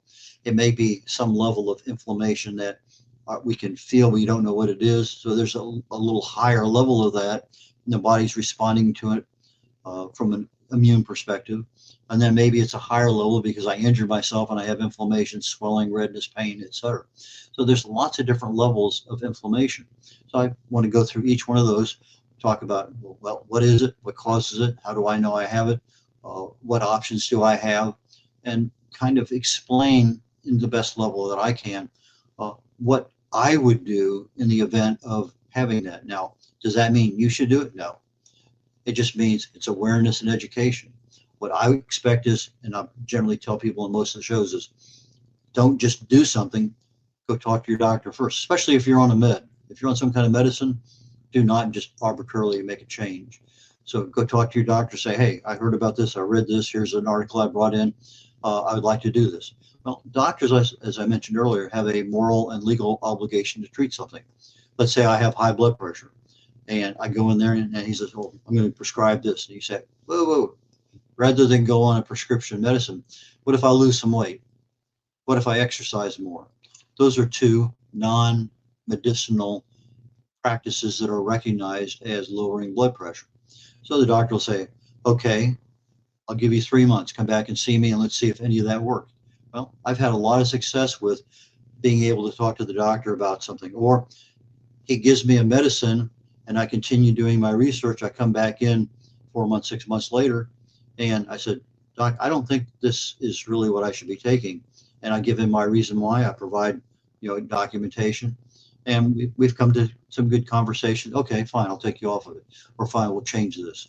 Or sometimes, as I mentioned earlier in the beginning of the show, my wife called me an alien on what she watches all my shows, but I had red eye. I mean, blood red eyes. But it was an allergic reaction to an eye drop I was taking. But I've been taking that eye drop for almost 2 years. It just took a long time for that allergic reaction to manifest itself. So I saw my ophthalmologist earlier this week. He said, that's caused by this. I've seen it too many times. Everything I had matched exactly what he's seen by other people. So he took me off of that. About 5 days later, my eyes are starting to clear up a little bit. Boom. And so I will see him again in, I can't remember the date, but 3 weeks down the road, I'll be seeing him to make sure everything's fine. But in the meantime, another eye doctor that's treating my dry eye that I've had for years and years did highly successful job about it. In fact, I'll actually have him on my the Wise Ones program, because I am so impressed with how well he runs his business and how he's doing this dry eye treatment, about a 96% effective cure rate. And so I want to have that. But he said, talk to your ophthalmologist about this kind of laser surgery, because it may eliminate only one set of drops you're taking for glaucoma, but maybe both of them. So I talked to him about that. He says, "Yeah, we'll be more than happy to do it." I said, "I've done 5 or 6 already this week. It's something we do routinely right here in the office. You walk out, you're fine." But he says, "I can't do it while you have that much inflammation in your eyes. There's too much swelling and other things going on. So we'll do it after you're fully recovered from that. In the meantime, let's try this other one," because he explained to me how the glaucoma works inside out and outside in as far as the flow of fluid goes. Oh, okay, fine. I have a better understanding. I like to ask a lot of questions about stuff when I'm there. It's just part of my education. So, but the program Talking Heads, right now I've got several programs lined up, but these are things that are of interest to me that I think are of immense value to a lot of other people, because I think a lot of other people, well, I didn't know that. I wish I had known that earlier, or I would love to talk to my doctor about it. Maybe I can get off of this medicine. A lot of things out there that we talk about. So those are the 3 shows I do. I do the Corner Bookstore at 11 o'clock Central on every Thursday. I do the Wise Ones at noon every Thursday. And then I do Talking Heads at 1 p.m. every Thursday Central Time. Thank you so much, Red. I feel like we were just on Talking Heads. That was fantastic. I love all of the education and awareness that you bring, especially when it comes to longevity and also doing your own research, being your own advocate, not being afraid to ask the doctors questions. I know a lot of times people are terrified. Write it down. Even though we don't use scripts here, write it down when you go to the doctor and check off those questions. So thank you again. Red, we're going to move on to the next part of our show. For those of you just joining us, we've been streaming for 2 hours and 47 minutes. We've had a number of really incredible people here, and we have someone backstage who is also amazing. Also came to us as a referral. We were talking about that earlier. And Scotland referred Kimberly Schaefer here, and Kimberly is the founder of Ring Thing. And if you're like me, I'm obsessed with working out. I'm always taking my jewelry off, and then I'm like, where the heck is my ring? Yesterday, I had an amazing shock that my bag that I use all the time it has a zipper in the bottom of it, and it was open. I was like, oh my goodness. So you have to have ring. Kimberly also is someone who is very persistent because it took a lot to get to where she is today. There are a number of obstacles that she had to overcome. And she has a show here on USA Global TV and Radio called The Persistence Payoff Show. In addition, she is very much involved as an advocate, helping for people who have been sex trafficked across the country, but I think there's specific areas. So she is someone I really want us to welcome. I want to bring up her website. Let me do that now. And then we can, here it is. So you can see exactly what the ring thing is. Are you familiar with ring thing, Red? I have never heard of them before, actually. Okay, so let's take a look. This is what I love. We're bringing awareness and education. Okay, so here's the ring thing. If you see here, it makes perfect sense for anybody who is traveling, anyone who is taking off their rings to do something. I know she has a contract with rock climbing companies so that you're not allowed to wear your rings when you're rock climbing. So you can see there's different layers there that you can separate. You can put the rings in between, and then you put the top on and you screw it down, and then you can attach it. It has a little keychain on it, so you can attach it to your inside your bag, or you can put it in your luggage. You can put it on your purse like it is here. So I think that this is something that everyone should consider, because if you think about how much you love the rings that you have, or maybe it's an engagement ring, it's a wedding ring, and if you were to lose that, you would just be completely devastated. So the ring thing here, you can read about it. It's waterproof, which I love. I have a ring thing that it's blue. It comes in different colors. And I know over the holidays, Kim had them hanging off of a tree, which is great. So they can double as an ornament as well as fully functional. Here's a video you can watch about them being waterproof. And I'm going to stop there. Red, any questions or comments you might have about ring thing before we bring Kimberly out, as she is backstage? No, I'm just kind of absorbing information right now. Sounds like a great way of ensuring that your ring is still available when you want to put it back on. Exactly. I know you like to absorb things. It's great. Okay, so without further ado, let's welcome the host of the Persistence Payoff Show. She's an inventor. She's an entrepreneur. She's an advocate. It's Kimberly Schaefer. Welcome. Hi, good morning. Thank you so much for having me. Oh, it's an absolute pleasure. Thank you for being here. You're joining us from California, and thank God you're safe. Yes, thank goodness. You know, in San Diego, we're about 100 miles south of the fires, but we are getting some of the smoke in the air. And so it's just really, it's just tragic to imagine that there's that much smoke that is making its way to us. We are in high wind situation and the same dryness here. So everyone's on very high alert. But so far we've been safe from the fires. Well, thank goodness for that. And thanks for updating us with that. You know, it reminds me, if you've been on the highway, let's say here in the East Coast, we have I-95, and there's an accident, and the accident might be 10 miles ahead, but the traffic is completely backed up. And I feel like that this is just the beginning of what's going to be happening as a result of those wildfires in terms of ocean contamination and how it's going to impact the creatures living in the ocean, air pollution, and how it's going to continue to travel across who knows what length of sky. Yes, absolutely. And definitely our hearts here are with them up in LA. And there are a lot of efforts underway to gather supplies and donations to take up there. So we feel very connected to our northern neighbors. Absolutely. I mentioned too that I have family living there, right in Malibu, my one cousin. So he's keeping us updated on what's going on. And again, our hearts go out to everyone. Yes. So Kimberly, I know you have a PowerPoint presentation. If you'd like to share that, and Red and I will drop off of the screen. All right. Thank you so much. And to do that, do I just go to the present button? Yes, just go to present. Red, we'll see you in a minute. Okay. Okay. As soon as I see it, I will drop off as well. Okay, let's see. Sorry. It's okay. Just take one moment here.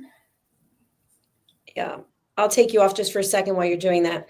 So for any of you who are watching, we have two guests who are coming up after this, and then we will be saying goodbye for the 2025 reunion show. This is part 2. So if you missed part 1, that was on Sunday.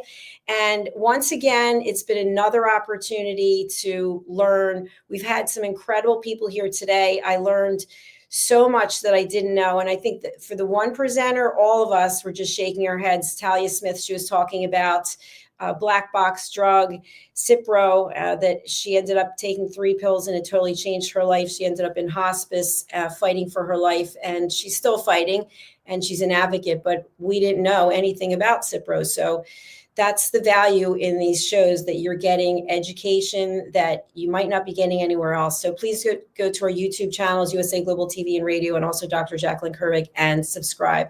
Let's check back with Kimberly and seeing how she's doing. All right. Hi there. Great.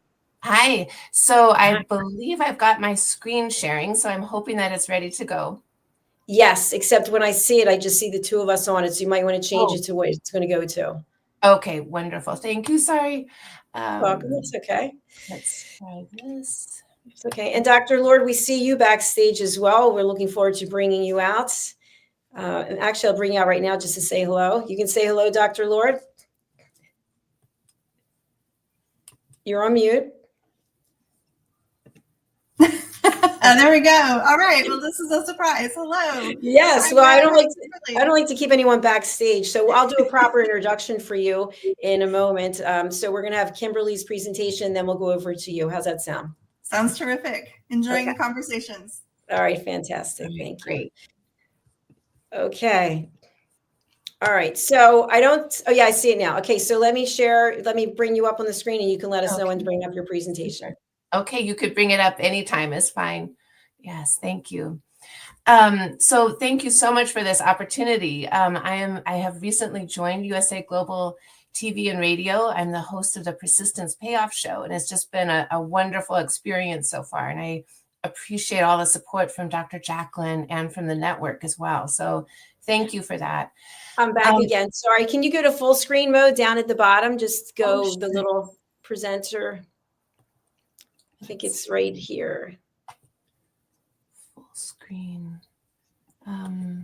See, watch the cursor. Just go over here to the bottom and just click on this, if you can see that. There. Okay. Oh, on the PowerPoint itself? Yes, exactly. Thank you. All right, great. Okay, let's do that.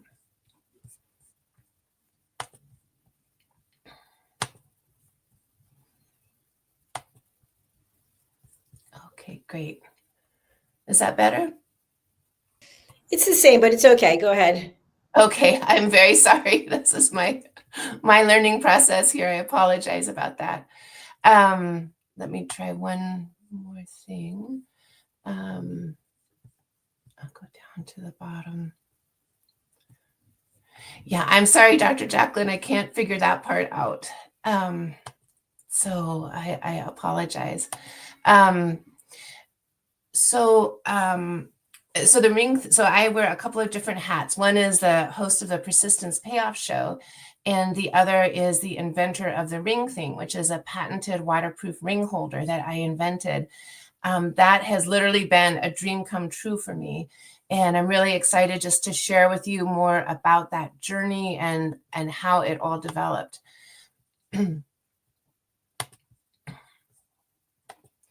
So just a little bit about me. I grew up in Northern California in Chico. I went to graduate school at Chico State and got my master's degree at The Ohio State University. For people who went there, the is very important. And I had a terrific 33-year career at UC San Diego. I was a research administrator. I was the administrative director of the Center for AIDS Research for 15 years and director of clinical operations with the Alzheimer's Disease Cooperative Study for 14 years. And I got to work with some of the world's leading scientists, and it was just an incredible journey for me. I retired in early 2021 and have been working on the ring thing full-time since then. The idea for the ring thing came to me in 2013, and I'll talk a little bit more about that later. But I brought it to market in 2021. So it was an 8-year development and ramp up process that that was really a great journey. As I mentioned, I am the host of the Persistence Payoff Show, and I'm also an active Rotarian. I'm a member of the La Mesa Rotary Club, and I am the immediate past chair of the District Anti-Human Trafficking Task Force. That's a cause that's very close to my heart, and it's really important to me to give back in any way that I possibly can. So let me start by just introducing you to the ring thing. It's a small, compact, personal ring holder. It has a base and a top. Inside the base, it's padded so that your rings don't bang against the bottom. And each ring thing comes with 3 silicone divider discs so that you can safely stack your rings and they won't bang into each other. You then twist the top closed and you can clip it very easily to bags, water bottles, your purse, your keys, or anything else that you would like.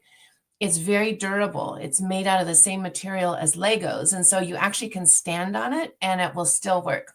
The only difference with this and Legos is that it doesn't hurt when you stand on the ring thing, but it hurts when you stand on Legos.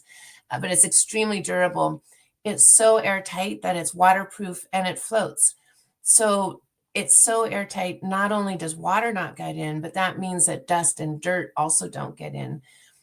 I can't market this next point, but I will share that it has been said to me by clients that they find that the ring thing helps to maintain the silver in their rings because it's airtight and air can't get in, their silver rings tarnish much less, if at all. So that's another feature of it being airtight. It is customizable on the bottom with company logos, so it makes a wonderful gift for clients, for customers, or for companies to sell themselves as part of their branding campaign. And here are just a few pictures of the ring thing in action. So again, you can clip it to your water bottle, to bags. Here's a picture on the lower left of the ring things floating. I have been at vendor events and had them float for 6 hours, and I've never had one sink. So they're incredibly waterproof and buoyant. People sometimes ask me how many rings you can get onto a ring thing. I have gotten a stack of 6 bands on a ring thing. So it just depends on the size of the rings. In the lower right corner, here is a stack with 5 bands on it, 5 rings. These are all big. I have big fingers. So these are all size 9 and 10.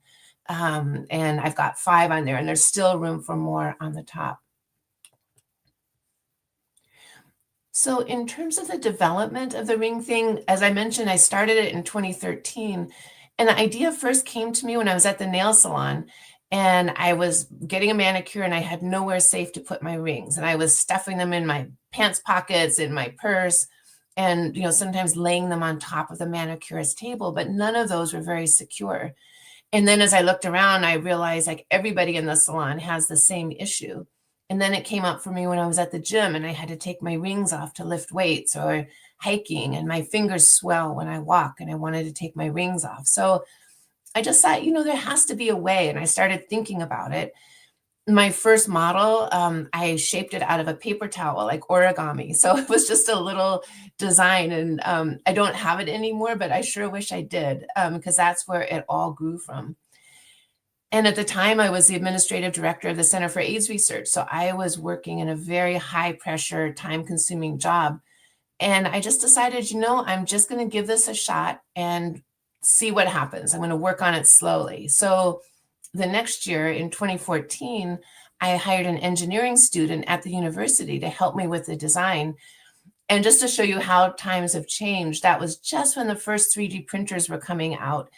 And he helped us get one. The university got a 3D printer. And the first model cost us $100 to make. And I think now you can probably get a 3D model made for $8. But at the time, it was groundbreaking to be able to hold it in my hand. We refined the design and kept refining it. In 2017, I filed a provisional patent application and got that going. And then in 2018, I established the parent company, which is Bring Things Inc.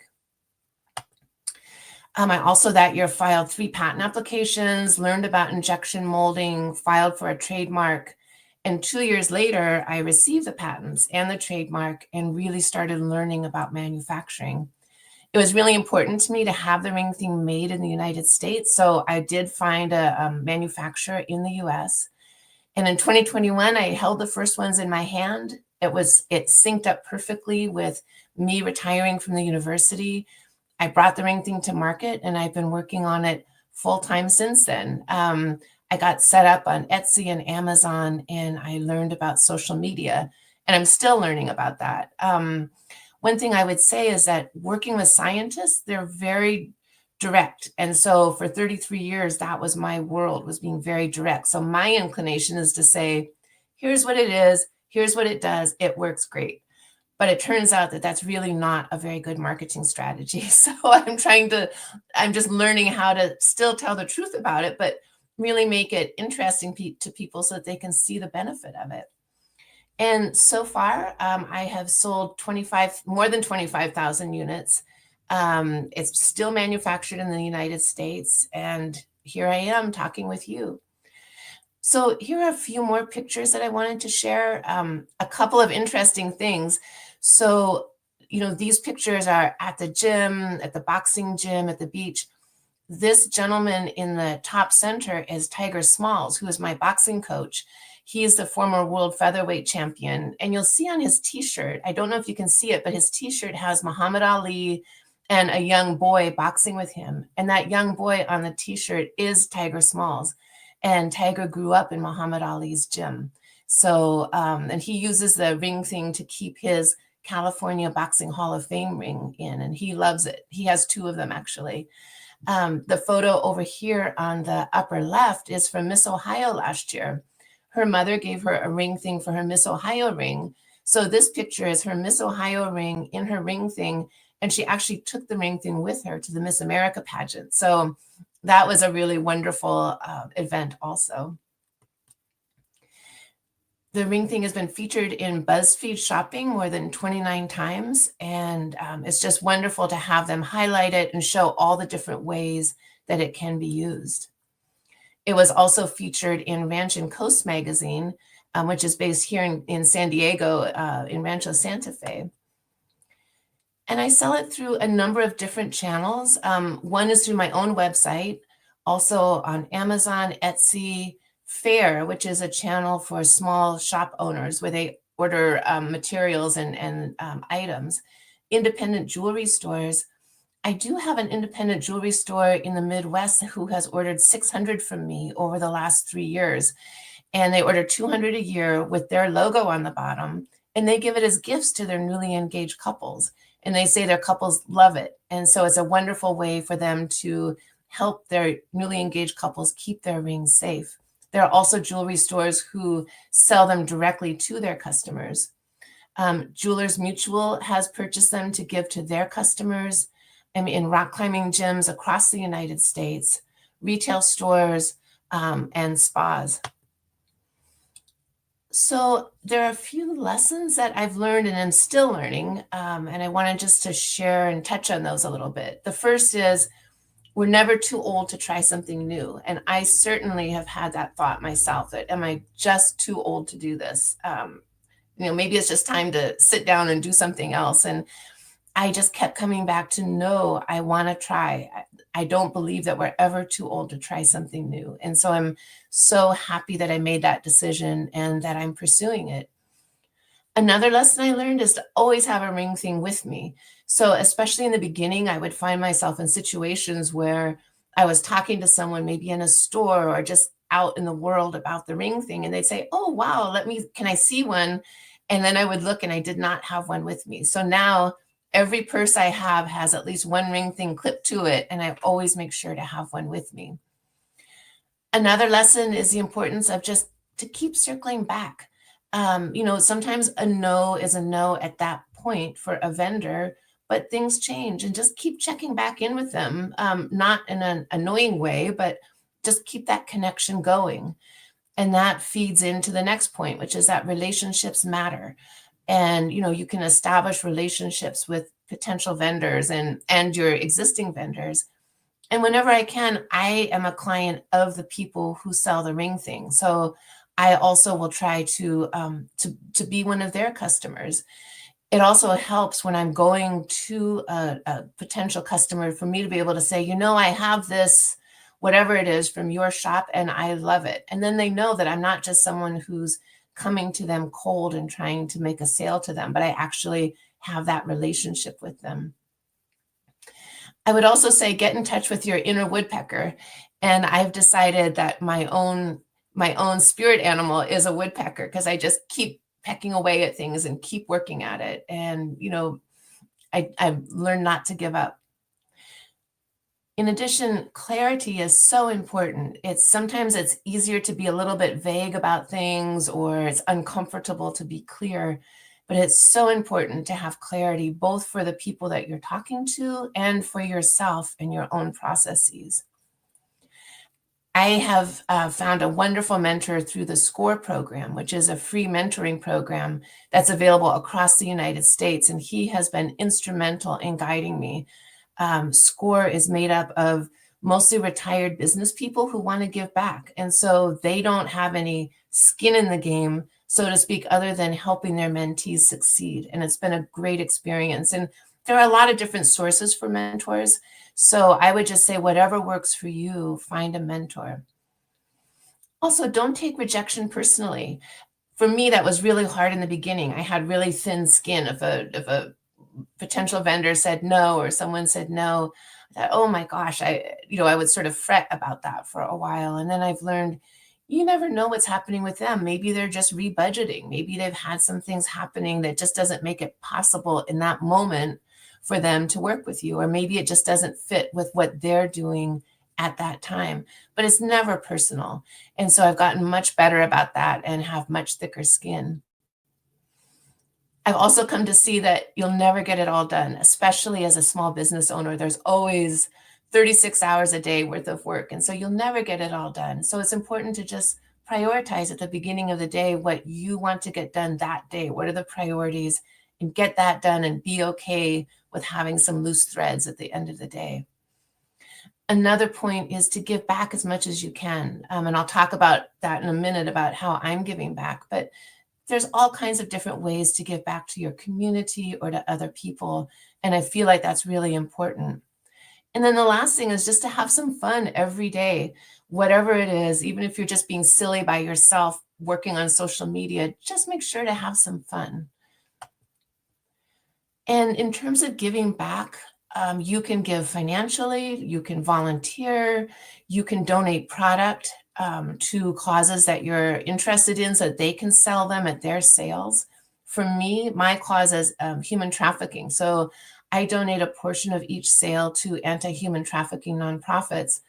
I also serve currently on the District 5340 Anti-Human Trafficking Task Force. I volunteer on work projects, and I also donate ring things to them when they're having their silent auctions at their own events, just to help them fundraise. And you can just find what works for you. There are different ways to reach me. One is through the website, ringthing.com. The Instagram handle is up. It's at ring_thing_. I'm on Etsy with Ring Thing Designs, and you can always reach me by email at kimberly@ringthing.com. So that is a summary of my journey and where we've been. So, Dr. JACALYN, is there anything else that you would like for me to cover? Thank you so much. That's outstanding. Let me bring Red back. We have pulled up your YouTube playlist here, the Persistence Payoff Show. And I'd like to announce that your show has been #1 of, I think, 3 weeks in a row, possibly, and also for the top 28 days. And I looked at it and it was #1 again. So I don't post until Saturday. So fingers crossed. I know. Wow. So congratulations for someone who is brand new to us. That you would take the top spot is huge. Wow, thank you so much. Well, Dr. JACALYN, I ascribe that to your leadership and your team doing the SEO and helping and guiding me. So I really appreciate that. Yeah, it's an absolute pleasure. Well, thank you for being here. Don't leave yet, if you would. I want to bring Dr. Lord back up, and Red, you're on mute. Hi, Dr. Lord. How are you? Good to see you again. There we go. Trying to unmute. Hi, good morning. Hello. So before Wow. we go on to your presentation, Dr. Lord, any questions or comments that you have for Kimberly about Ring Thing? Well, super cool invention. I was taking off my ring to put on hand lotion. I was like, I need one of those. Oh, thank you. Yeah, no, that's really neat. And boy, I'd love to talk more with you about the human trafficking piece. So we'll have to find a way to connect. So that would be great. I would love that. Kimberly, question I have for you, then we'll go over to Red, is I remembered you said that you can order them and then have your logo put on the bottom. I mean, how cool to have USA Global TV and Radio stamped onto the bottom of that. So is the process, if you're buying in bulk, is it different than if you're buying individually? Do you, I mean, obviously I know you, but I'm saying for other people out there, you know, would they contact you directly or go to the website and just put in 10, 20, 50, whatever, 100? Yes, thank you so much. They can contact me directly.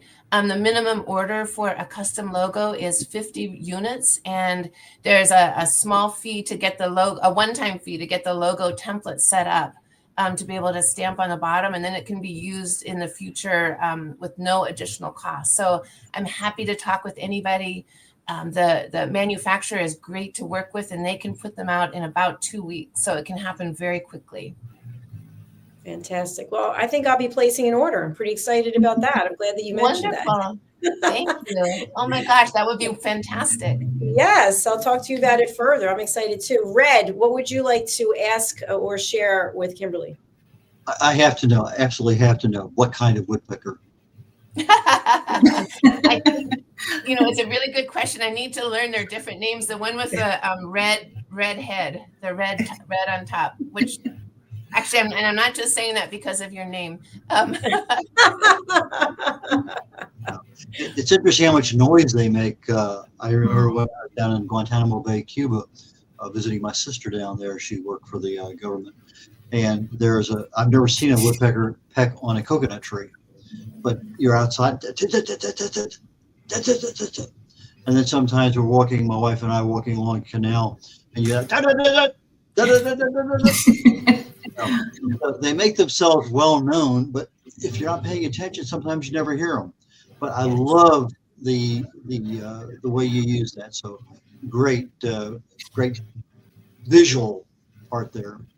Oh, thank you so much. And you know, my Christmas gift to myself, I'm not wearing it right now, but I got a little pendant with the head of a woodpecker on it. I think I'm going to make that my daily wear necklace, just to remind myself to keep going at it.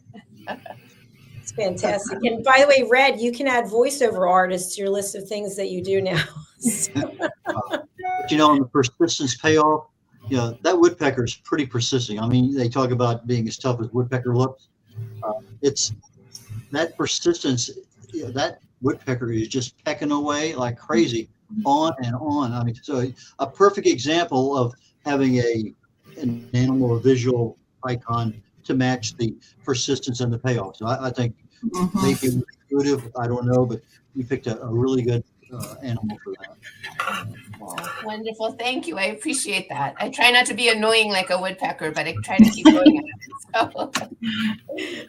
Fantastic. Well, thank you, Kimberly, for being here. You're welcome to stay. Dr. Lord, you are actually the final guest that we have today. Megan Samuels wasn't able to make it. So let me give an introduction to you, and then I hope that you and Kimberly, it sounds like you're already going to connect.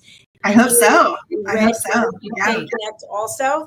So Dr. Lord was also referred to us by another team member, Tracy Cram-Perkins, which is, again, I was saying all day today how exciting it is when people are referred. And she is the show host of the Compassion Project.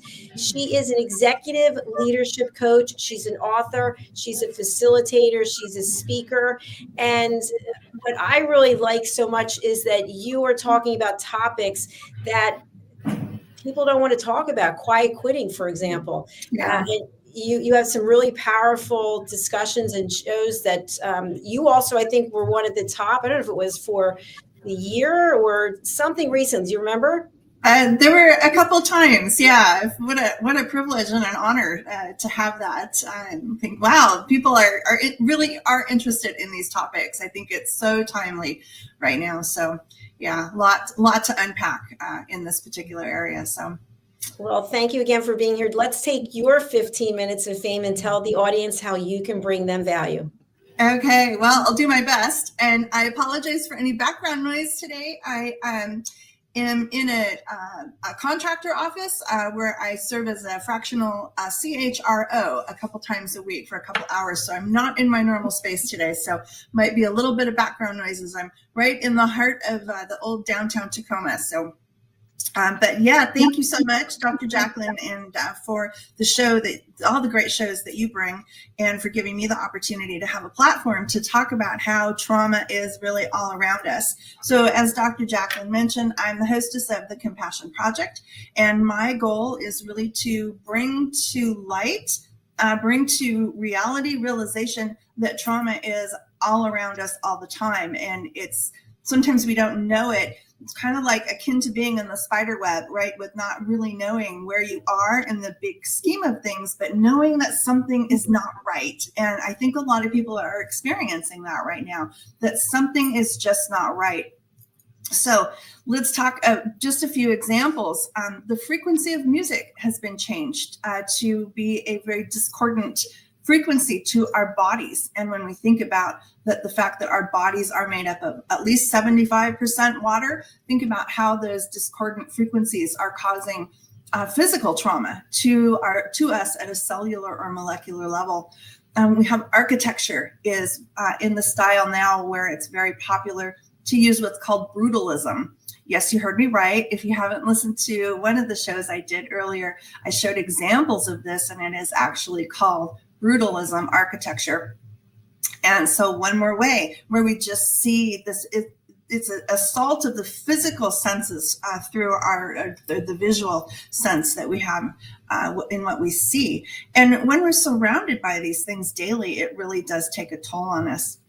And everything is frustrating, it seems like these days. My husband and I were talking about this last night, where it's just a problem that you have, and yet there's no way to find resolution to that problem. And so that can be very frustrating. I've heard of folks who just say, well, it's $20. I'm just going to walk away and give up the $20 because it's so much more frustrating to actually have to do something to try and get the $20 back. It's easier to just walk away. I actually just had a situation with a cell phone that I had to return, and I won't mention the provider's name, but it was a $1,500 cell phone, and they were telling me that I stole the phone and just sent back an empty box, and they were going to charge us, actually I think it was $1,700, and there didn't seem to be any way to get a resolution around this. It was just, no, you must have stolen it. So that is yet another way that we experience financial trauma.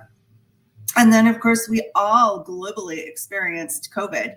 And even if we thought that there wasn't any instances of trauma that we experienced, I bet if you sat back and really thought about it, there were probably ways in which that experience was very traumatic for you, or at least minimally traumatic. So it is all around us, and the whole idea of the Compassion Project is to have some of these difficult, tough, challenging, edgy conversations to really identify it, expose it, because that's the only way that we can kind of come through that web of entanglement, is to kind of go through it, come through it, and find ways and opportunities to bring ourselves some self-compassion, so that we can bring some self-compassion or general compassion for others all around us who are struggling and suffering.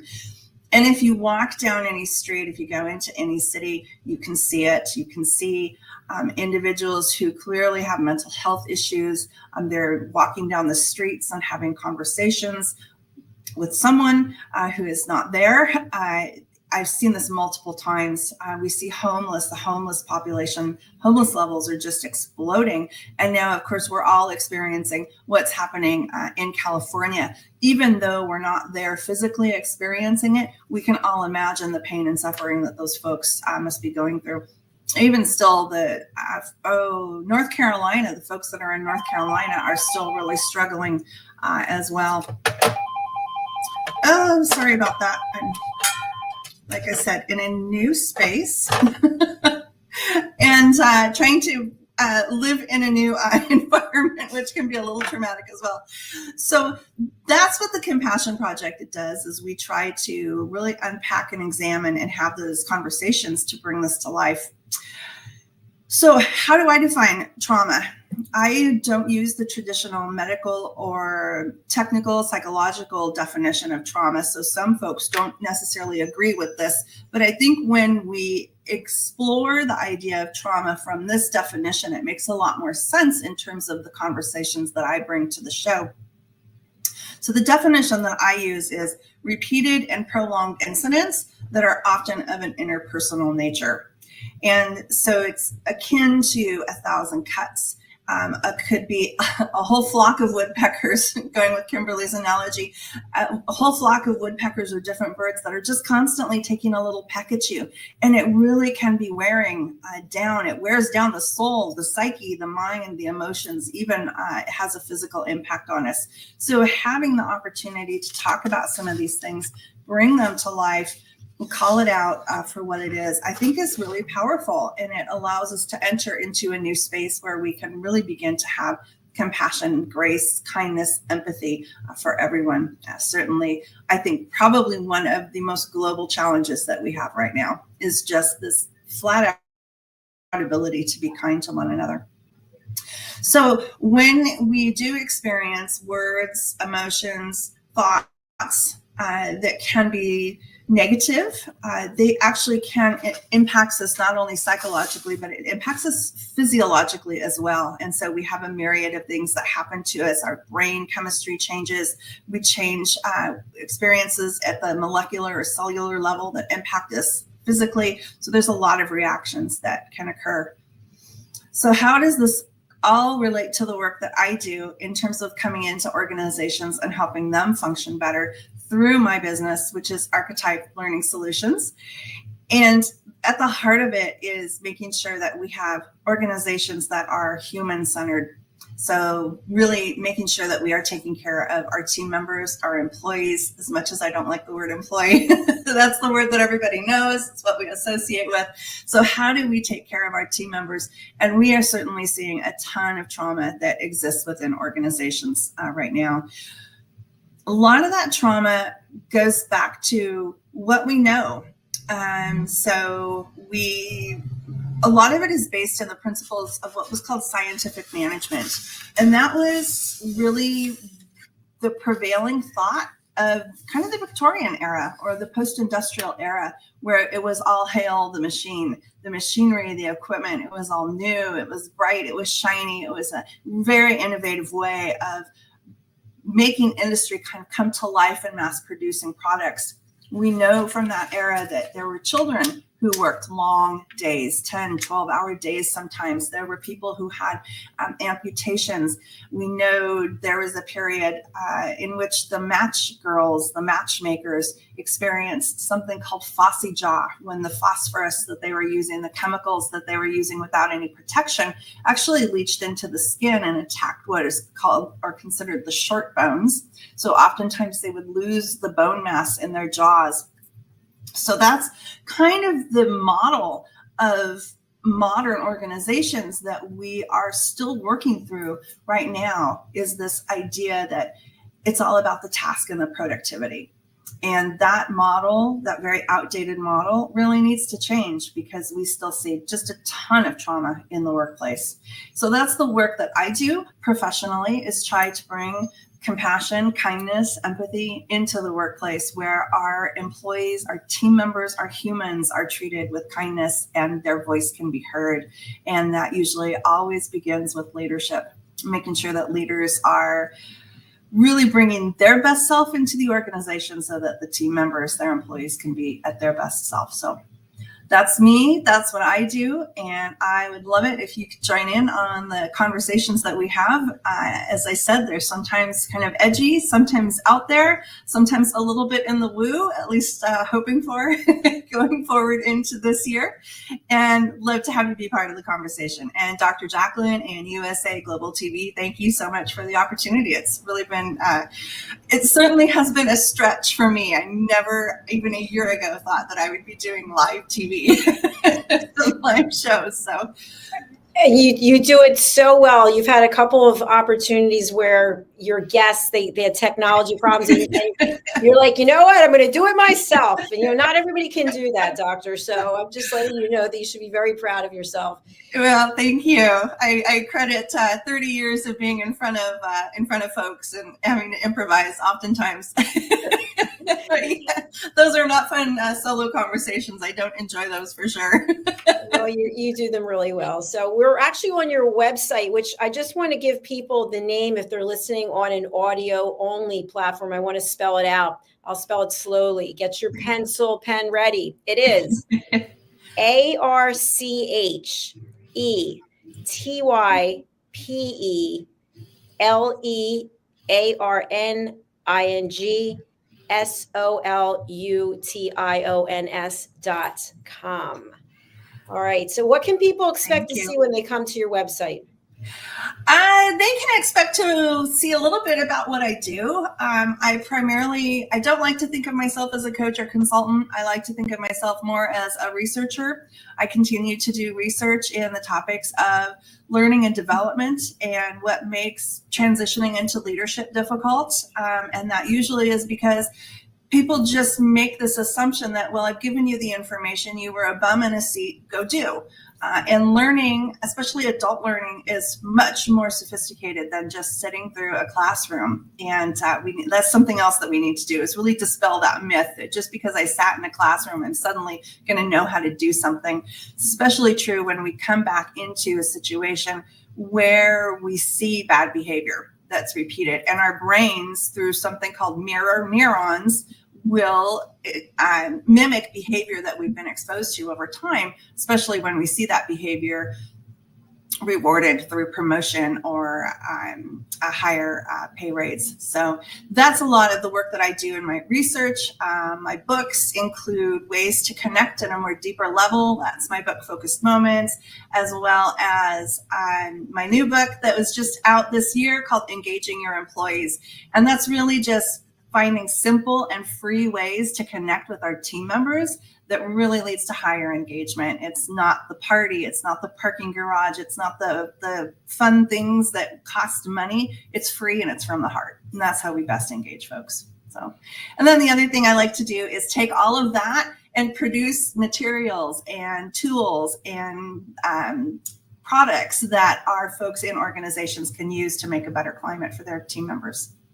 So that's what they'll find. One-stop shopping for you, that is for sure. And we've got your playlist here for the Compassion Project. So are you open to people booking in, or is it by invitation only to be a guest on your show? Oh my goodness, no, feel free. If you've got a hot topic that you'd like to talk about, a way to expose trauma that's we're experiencing and living through, but we aren't able necessarily to define it, please feel free to book a show. I'd love to find out more. So love to hear from you. Yeah, what's going on out there, and ways that, like I said, we can't fix it if we don't know about it. Exactly. Well done. And here I thought we were showing it before, but apparently I wasn't showing it before. So here's the actual playlist, the Compassion Project. So please do go over and go to our YouTube channel and check out this playlist. All right. Doctor, thank you so much for being here today. Have you met Red before? I have not. No, pleasure to meet you, Red. Fantastic. I see some areas of commonality between the two of you as well. So I hope that you'll connect and see how the two of you can collaborate. I would love to. I love to collaborate. I find it so, I have no words right now. Apparently my brain is not functioning yet this morning, but I just find it so intriguing when people are like, no, I don't collaborate. Why? Oh, I know. I don't close off to new ways of doing things or making connections. It's very intriguing to me. Well, to that point, what's interesting to me is when I had a television show in a television station, and I had a radio show, and the owner of the TV station said that I couldn't do both TV and radio because he didn't want me being on a different platform. And I'm like, really? Goodbye. But I want people to be on as many platforms as they can, get the word out, educate people. You don't owe it to anyone. It's crazy. Red, what are you thinking? I see you shaking your head. Two things real quickly. Daniel, what time is your show so people can know what? I don't think if you covered it, I missed it. Thank you. It is 9 a.m. Friday mornings. It's usually towards the middle to the late part of the month.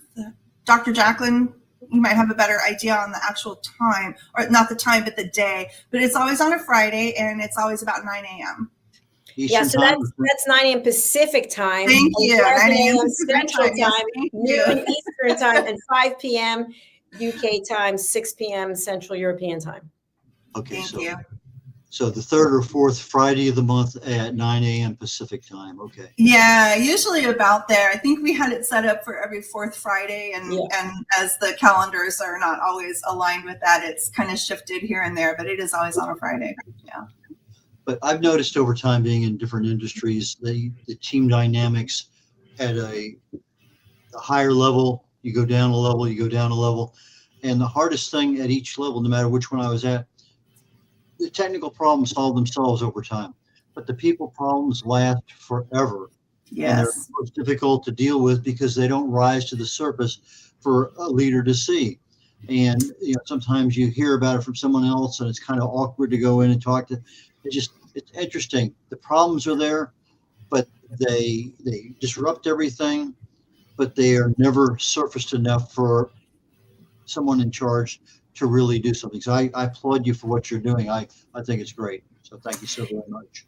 Yeah, thank you for that. And yes, they are always there. And what's even worse, Red, to your point, is when they are surfaced and then nobody does anything about it because they think it's either going to resolve itself, or it's ridiculous, or it's not really happening. And I think one thing we have not done a good job of in our education with leaders and managers is helping them understand the human dynamics that come into play. And we all experience it. We are all human. We may approach things differently, but we are humans, and those human dynamics will come into play. And leaders have to recognize that, and they have to be willing to step in and make course corrections for folks. And that it doesn't always necessarily mean you're going to be in trouble or you're going to be fired. It's helping people work through them. And I've seen this more often than not when leaders just kind of eschew it and say it'll resolve itself or fix itself, or people just need to move on. So it's far bigger than that. And many times it's not caused by what's going on at work. It could be a divorce. It could be a problem child you have in your family. I had one guy have a DUI. I get a call. I'm not going to be in for 3 days. Cancer. I've had a couple pass away on. It's interesting. None of them were something caused. Yeah, I did have problems with individuals clashing. Those are kind of, you could see those, but it's those ones you bring from home with you that you notice a change over time. Yes. So subtle. Is there really something wrong with George? I don't know. And so anyway, I applaud you again on your activity there. That's good. Thank you. Thank you. I can see a collaboration coming. I love it. All right. I love it. All right. Well, we are going to close out the show. Dr. Lord, anything you want to say before you depart today? Oh, be kind to yourself. Be kind to others. Everyone's struggling. So just recognize that we just have to be kind to one another. Empathy, compassion, grace, things that we need to bring back. So and really make certain that we're taking care of ourselves first. So that old adage of put your own face mask on the airplane certainly relates to this as well. So, and thank you to USA Global TV and Radio, and certainly thank you to you, Dr. JACALYN. So, well, thank you to you, because we wouldn't be here. We wouldn't be doing what we're doing if it weren't for you and Red and all of our other team members.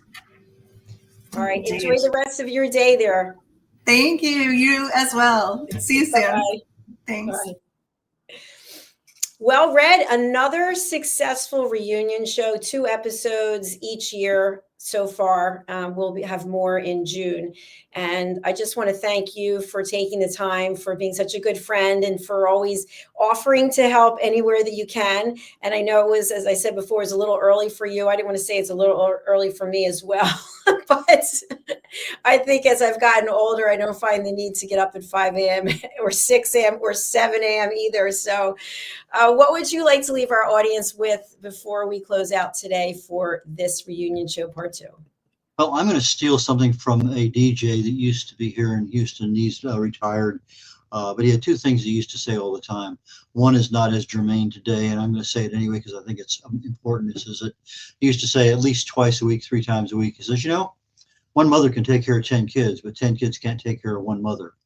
And that is so true today with our culture, our society. It's just, that's the way it is. But the thing he ended every show on, the last words he had on every show, is something that stuck with me. And based on all the conversations we had today, I think there's a lot of good information put out, a lot of wisdom. And I'm going to basically steal his words. And he would say, don't let anybody steal your joy.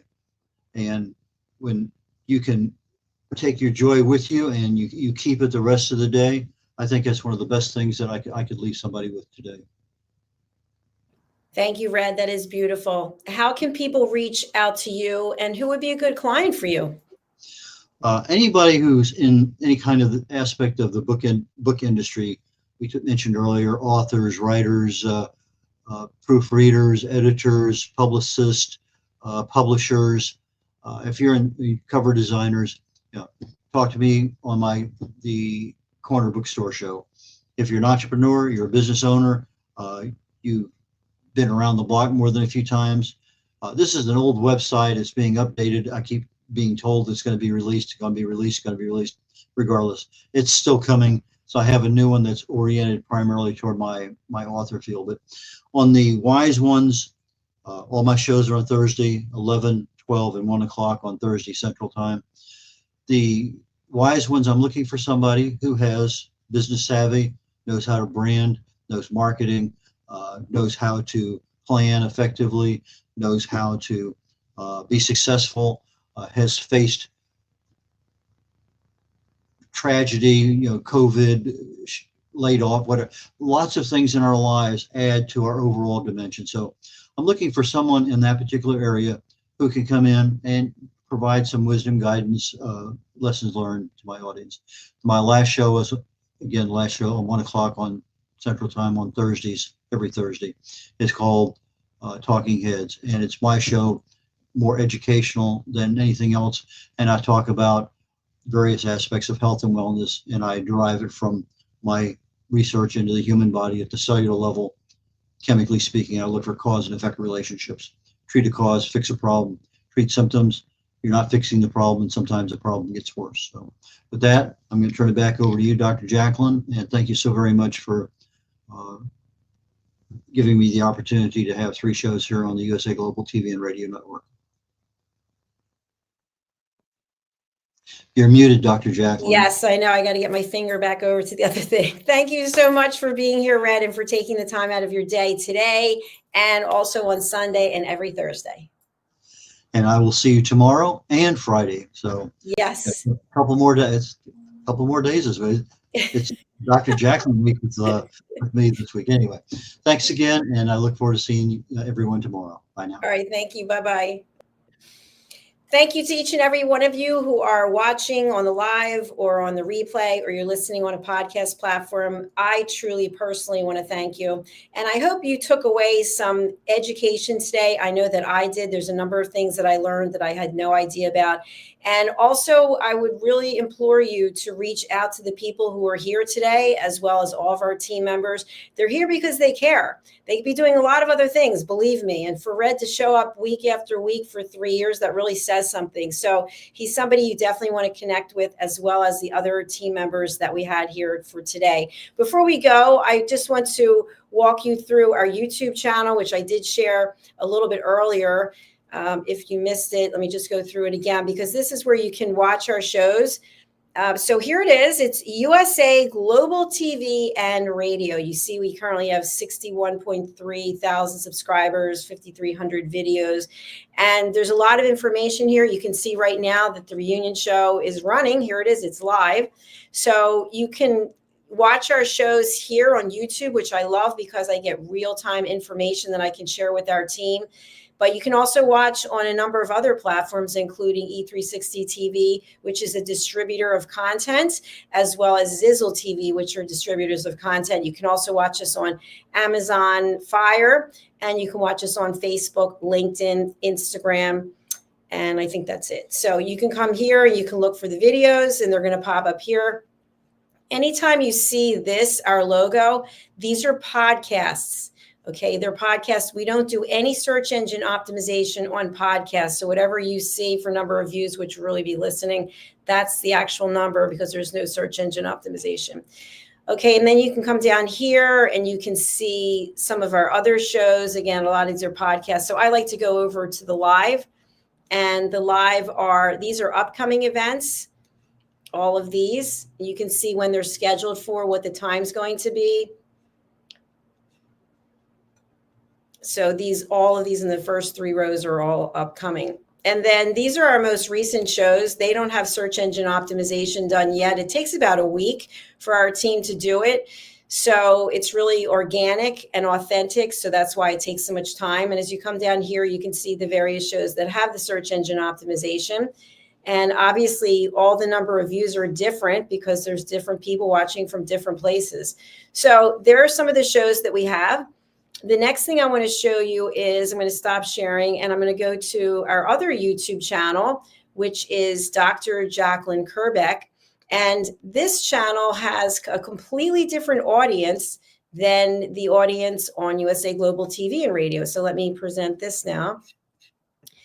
Okay, here it is, Dr. JACALYN KERBECK. So here we have 23.3 thousand subscribers and 3,600 videos. So you might say to yourself, well, wait a minute, I thought you have 5,300. I think that's what it was on the other one. This channel was started as a backup channel in case YouTube ever decided to shut us down. And we actually did receive a strike in 2021 because one of our team members went on YouTube and thought it was perfectly fine that anything in the YouTube domain can be shared publicly. But she shared a documentary from NBC on a friend of hers, a very good friend of hers, who lived with the gorillas. And the friend couldn't make it to the interview.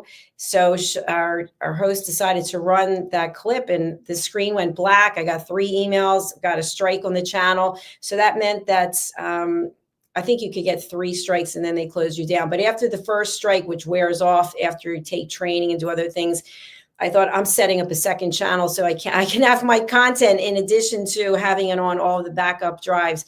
So this channel has a different audience, which is mostly women who are in the United States and the United Kingdom. Whereas the other channel, USA Global TV and Radio, is basically mostly males from across the world. So it's kind of interesting. And this channel, Dr. JACALYN KERBECK, has no search engine optimization. And the reason for that is it's extremely expensive. So it's costing a fortune for the first channel, and I'm looking forward to having on the second channel, but not quite there yet. Again, the same thing is that anytime you see this logo, that is a video that's been turned into an audio.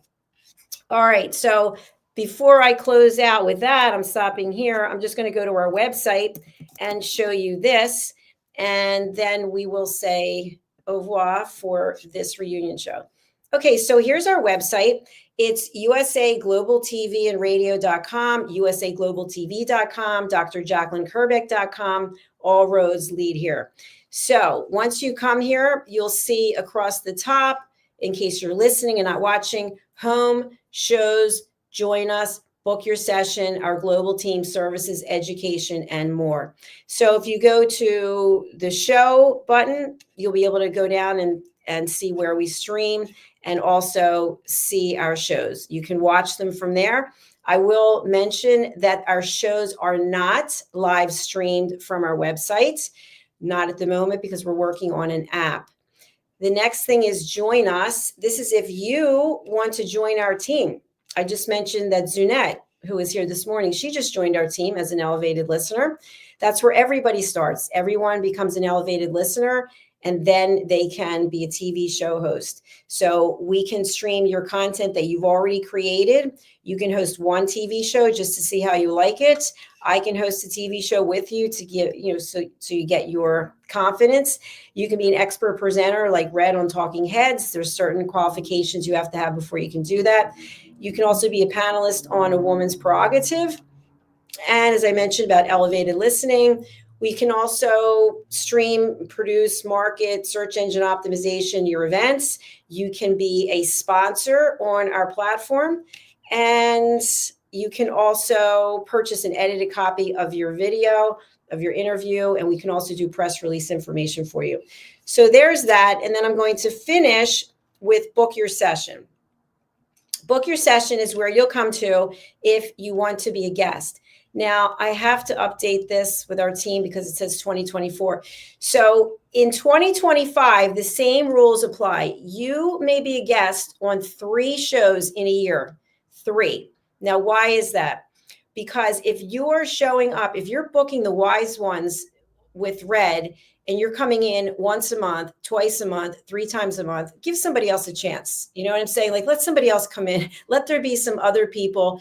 Book in on a different show. And if you are coming back, come in with a new way of presenting your ideas. So in other words, if you're an author and you talk to Red about X, Y, and Z, come in with some other ideas so that you can look at other aspects of what it is you're doing, because we want to constantly promote you and your work and also engage our audience. We don't use a script. Some people will reach out and say, can you send the questions? No, we don't have any questions because we're doing elevated listening. If we have a list of questions, we're going to be focused on getting through those questions instead of actually giving our undivided attention to you. So we create, our team, a safe space for people to share their story. And just today, one of our guests texted me afterwards and said that this person was really scared and nervous, and we made them feel really welcome and they really enjoyed their segment. So you can come back for a 4th, 5th, 6th, etc. interview if you join our team of elevated listeners. So if you join the team by taking my course, The Power of Elevated Listening, then as a team member, you can book in, but the same rules apply. Please don't book in on the same shows. I see a lot of people booking in for the corner bookstore, then they go to the Wise Ones, then they go back to the corner bookstore, which there's no problem with that, but please come with something fresh, something new, something exciting, a different perspective, so that Red, for example, can showcase you in the proper light so that we're not just discussing the same things over and over again. Okay, so here's where you can book in.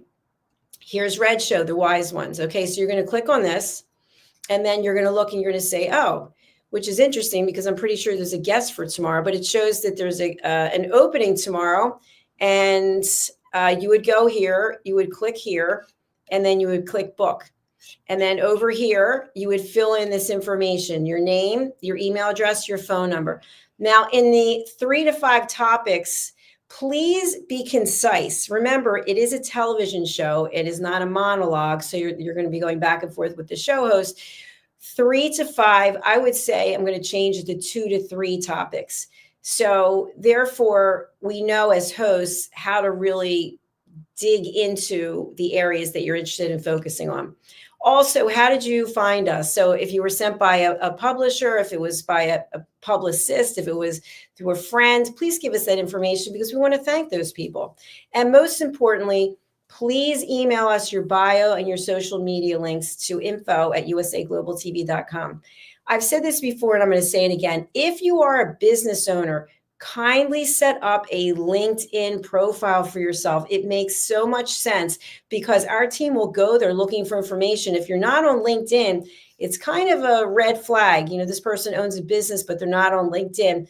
And I've said this before, but typically to me, it means they probably have a full-time job. They just don't want people to know they're an author or they're an inventor or whatever the case may be. And if that's the case, let us know. We understand. Just put it in the email that you're going to send over. Now, for me, I host several shows here. This is the newest one, Creating a World of Possibilities. And I decided to do this because I wasn't hosting very many shows anymore because I spend a lot of time building the business from the back end. And I'm also now, I started scouting sites again for an in-person television station. I put it on hold, and there's an opportunity that I have to look at. So I now want to get back out interviewing people. So if you'd like to be a guest on my show, Creating a World of Possibilities, it's Mondays at 1 p.m. Eastern time and Wednesdays at 10 a.m. Eastern time. So go ahead and follow that process and book in.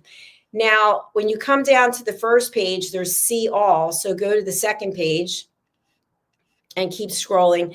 And some of these shows, I really want to point this out. I hope I can find it. I think it's at the end. Some of these shows, here it is, the Persistence Payoff Show with Kimberly Schaefer. She was just here presenting. That show is by invitation only. So please don't go there and just decide to book in. You have to get approval from Kimberly because she's looking for guests who have certain backgrounds and certain experiences. And that's what she wants on her show. So it's her show. She can have whoever she wants. It's the same thing with the rest of our team. Anyone can come forward and say, no, I don't want the registration open to the public. I want to keep it limited. So there you go. That's what we have for the different shows that you can book in on. If you have any questions, you can always reach out to me. My contact information is here.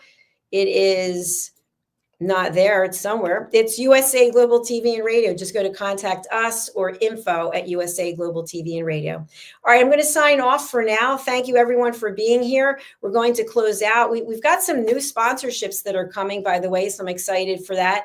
But let's close out. I've got a couple of sponsorships that I am really distributing as often as possible because I want people to, especially with what's going on in the world, realize that when you learn how to listen to someone else, when you give that gift of listening, we've heard it here today over and over again, you could change someone's life by being there for them and just listening instead of providing solutions, judging them, interrupting them, and stealing the stage from them. Let's take a look. Thank you for being here with us. Stay safe, and please be kind to yourself and to others. Bye.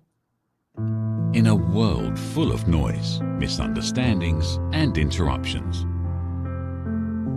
master the art of listening with Dr. JACALYN KERBECK. Dr. JACALYN KERBECK is the listening mentor of USA Global TV and Radio and the Amazon #1 best-selling author of Mastering the Power of Elevated Listening. Elevate your listening. Elevate your life.